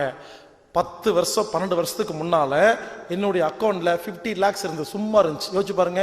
இப்ப எனக்கு என்ன வயசு, 15 வயசுக்கு முன்னாடி யோசிச்சு பாருங்க. 50 லட்சங்க கேஷ் அப்படியே இருக்கும் எஸ்பி அக்கௌண்ட்ல. அவ்வளோ பிஸ்னஸ், நியாயமான பிஸ்னஸ். ஒரு ஃபோன் பண்ணா போதும் எனக்கு அவ்வளோ பணம் கிடைக்கும். ஒரு ரியல் எஸ்டேட் சென்னையில் ஒருத்தர் கூப்பிடுவார், சார் கோயம்புத்தூர் ஒரு வீடு வாங்கணும், எங்கே வாங்கலாம், 1 கோடி ரூபாய்க்கு சொன்னால் ஒரு ஃபோன் நம்பர் தான் கொடுப்பேன், இந்த நம்பர் கூப்பிடுங்க. அவர் கூப்பிடுவார், அவர் புக் பண்ணுவார், எனக்கு கமிஷன் 1 லட்சம் வரும். ஸோ ஒரு ஃபோனில் 1 லட்சம் சம்பாதிப்பேங்க. இப்படி நல்லா சம்பாரிச்சு சேர்த்து வச்சேங்க. ஏன்னா கிரியா யோகி ஆகிட்டேன். அப்புறம் என்ன தெரியுமா, இந்த கர்ம யோகம் தெரியாது, கணக்கு பார்க்கறது, புரிஞ்சுங்களா? இப்படி பணம் சேர்த்து வச்சு நிறைய ஆகி அதுக்கப்புறம் அப்படி இப்படி பிஸ்னஸ் எல்லாம் பண்ணி கணக்கு போட்டு வேலை செஞ்சு நஷ்டமாகி ஜீரோக்கு போய் -50 லட்சத்துக்கு போயிடுச்சு. எனக்கு ஒரு காலத்தில் 50 lakhs கடன். யோசிச்சு பாருங்க, 3 lakhs இன்ட்ரெஸ்ட் கட்டுவேன் மந்த்லி, அப்படி சம்பாதிப்பேன். என்னாச்சு, ஒரு குறிப்பிட்ட ஸ்டேஜில் இனிமேல் கடனை கட்ட முடியாத கண்டிஷன் வந்தோடனே யாருக்குமே தெரியாதுங்க, ஃபேமிலிக்கெல்லாம் எனக்கு 50 லட்சம் கடன் இருக்குன்னு. அந்த மாதிரி ரகசியமாக வச்சுருந்தேன். அவமானம் சொல்லிட்டு ஒரு நாள் உடஞ்சிருச்சு. நாளைக்கு காலையில் நான் டியூ கட்ட முடியாமல் எல்லாரும் சட்டை பிடிக்க போகிறாங்க, அவமானம். அன்னைக்கு நைட்டு உட்காந்து யோசிக்கிறேங்க, உண்மையிலே சொல்கிறேங்க, அன்னைக்கு நைட்டு எனக்கு ஞானம் கிடச்சிது. நைட்டு தனியாக ஒரு ரூமில் உட்காந்து என்ன பண்ணலாம், சரி தற்கொலை பண்ணிக்கலாம், இப்படி லிஸ்ட்டு போட்டிருக்கிறேன் என்ன பண்ணலான்னு. 1 தற்கொலை பண்ணிக்கலாம், இன்னொன்று ஊரை விட்டு ஓடிடலாம், இன்னொன்று லிஸ்ட்டு போட்டிருக்கேன், நிறைய போடுறேங்க. அதில் 1 யாராவது வீட்டோட மாப்பிள்ளையா சொன்னாங்கன்னா 50 lakhs வாங்கிட்டு போய் செட்டில் ஆயிடலாம். இப்படி நிறைய ஐடியா. சத்தியமாக சொல்கிறேங்க, நிறைய பேர்த்திட்ட போய் அவங்க அப்பாட்ட போய் பேசுவேன், பொண்ணோட அப்பாட்ட, பெரிய பணக்கார அப்பாட்ட எல்லாம், உன் பொண்ணை மட்டும் கொடுங்க, 50 lakhs கொடுங்க, நான் வீட்டோட மாப்பிள்ளைய வரேன் சொல்லியிருக்கிறேன். நான் எல்லா பைத்தியக்காரன் துரத்தி விட்டாங்க. எனக்கு ஏன் பிரச்சனை, ஒருவேளை கிடைச்சா அப்படின்னு சொல்லிட்டு இப்படி யோசிச்சு பாருங்க. நிறைய லிஸ்ட்டு போட்டேன். அன்னைக்கு தான் எனக்கு கர்ம யோகம் புரிஞ்சுதுங்க. என்ன புரிஞ்சுது, அந்த கதையை சொல்கிற கேளுங்க. ஒரு சின்ன உதாரணம் சொல்கிறேன். ஒருத்தருக்கு கடன், நாளைக்கு காலையில் உயிர் போகிற மாதிரி கடன் வச்சுக்கங்களேன். ஒரு ஃப்ரெண்டுக்கு ஃபோன் பண்ணுறாரு, மச்சான் எனக்கு இந்த மாதிரி கடன் இருக்குது, எனக்கு ஒரு 1 லட்சம் மட்டும் கிடைச்சதுன்னா 1 மாதம் நான் காப்பாற்றிக்கலாம் அப்படின்னு கேட்குறாரு. ஃப்ரெண்டு சொல்கிறாரு, மச்சான் 1 லட்சம் தானே, காலைல 8 மணிக்கு வந்து வாங்கிக்கிட்டா படா. எப்படி இருக்கும், நிம்மதியாக படுத்து தூங்கிடுவாரா? நல்லா கேட்டுக்குங்க. கடன் பிரச்சனையில் உயிர் போகிற மாதிரி கவலையில் இருக்கும் பொழுது ஒருத்தர் 1 லட்சம் தரேன்னு சொன்னால் நிம்மதியாக தூங்கிடுவாரா? காலையில் 8 மணிக்கு அவன் வீட்டுக்கு போகிறாரு, ஃப்ரெண்டு வீட்டுக்கு. டேய் நேற்று நைட்டு ஃபோன் பண்ணும்போது 1 லட்சம் கொடுக்குறேன்னு சொன்னேன்ல, அதான் வந்திருக்கேன். அந்த ஃப்ரெண்டு சிரிக்கிறார், சும்மா சொன்னா எப்படி இருக்கும், மறுபடி பைத்தியம் முடிச்சிருமா?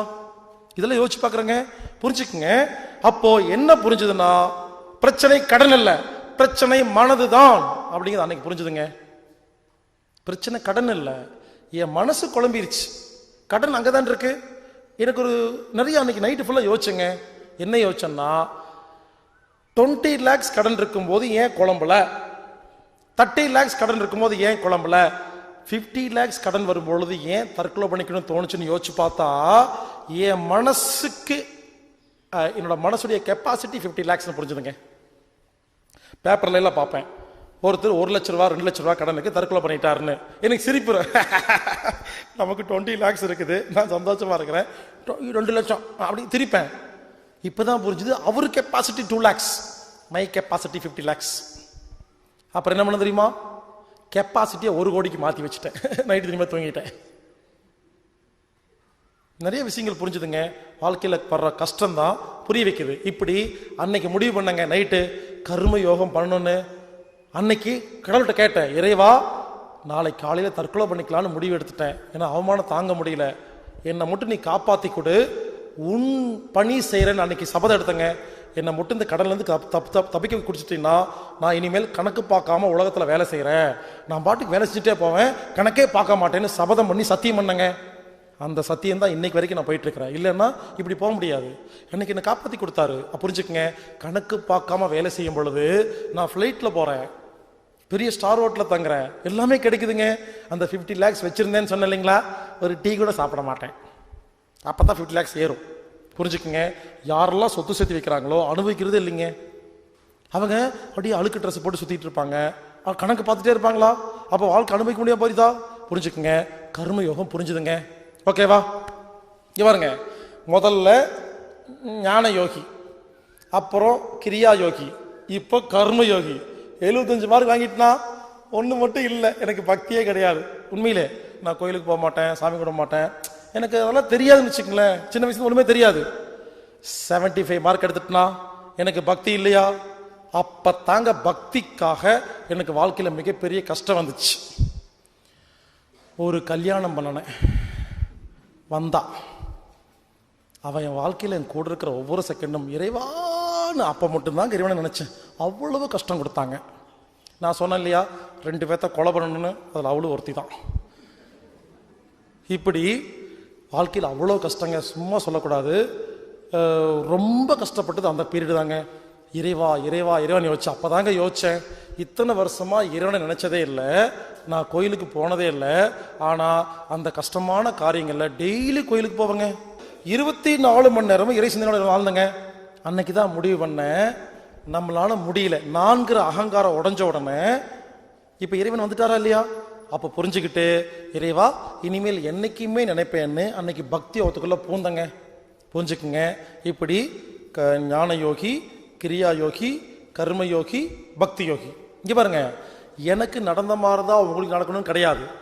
ஒரு சில பேத்துக்கு சின்ன வயசுலேருந்தே பக்தி யோகியாக இருப்பீங்க, அதுக்கப்புறம் கிரியா வரும், அப்புறம் ஞானம் வரும், அப்புறம் கர்மம் வரும். தெரியாது, ஒவ்வொருத்தருக்கு வேற வேற. நீங்கள் யோசிச்சு பார்க்கணும். சில பேத்துக்கு டிஃபால்ட்டாக சின்ன வயசுலேருந்தே 2-3 யோகம் இருக்கும், ஒன்று மிஸ் ஆகும், அதனால தான் கஷ்டப்பட்டுருப்பீங்க. அது ஒன்று கிடைச்சோன்னு முக்தி அடைஞ்சிருவீங்க. இப்போ சொல்கிற கேளுங்க, உலகத்தில் நிறைய ஆசிரமம் இருக்கு இல்லையா, நிறைய குருநாதர், நிறைய சாமியார்கள், நிறைய மத குருநாதர்கள், நிறைய பேர் பண்ணிட்டுருக்காங்களா இல்லையா? நான் ஒரு கேள்வி கேட்குறேன், நல்லா யோசிங்க. ஒரு ஆசிரமத்துக்கும் இன்னொரு ஆசிரமத்துக்கும் கொள்கைகள் அப்படியே முரண்பாடாக இருக்கா? ஒரு ஆசிரமத்தில் யோகாவே பண்ணாதீங்க, அது தப்புன்னு சொல்கிறாங்க. இன்னொரு ஆசிரமத்தில் யோகா தான் பண்ணணுங்கிறாங்க. ஒரு ஆசிரமத்தில் சாமியே கும்பிடாதீங்கிறாங்க, இன்னொரு ஆசிரமத்தில் சாமி தான் கும்பிடணுங்கிறாங்க. யோசிச்சு பாருங்க, எல்லா ஆசிரமத்துக்கும், எல்லா சாமியாருக்கும், எல்லா குருநாதருக்கும் கொள்கைகள் வித்தியாசமா இருக்குதா? ஆனா எல்லா ஆசிரமம் 140 கண்ட்ரியில பிரான்ச் இருக்கு. எல்லா குருநாதர் பின்னாலையும் 10 லட்சம் பேர் சுத்துறாங்க. இப்ப யோசிச்சு பாருங்க, எது கரெக்ட் எது தப்பு யோசிங்க. இந்த குழப்பம் நிறைய பேத்துக்கு இருந்திருக்கா?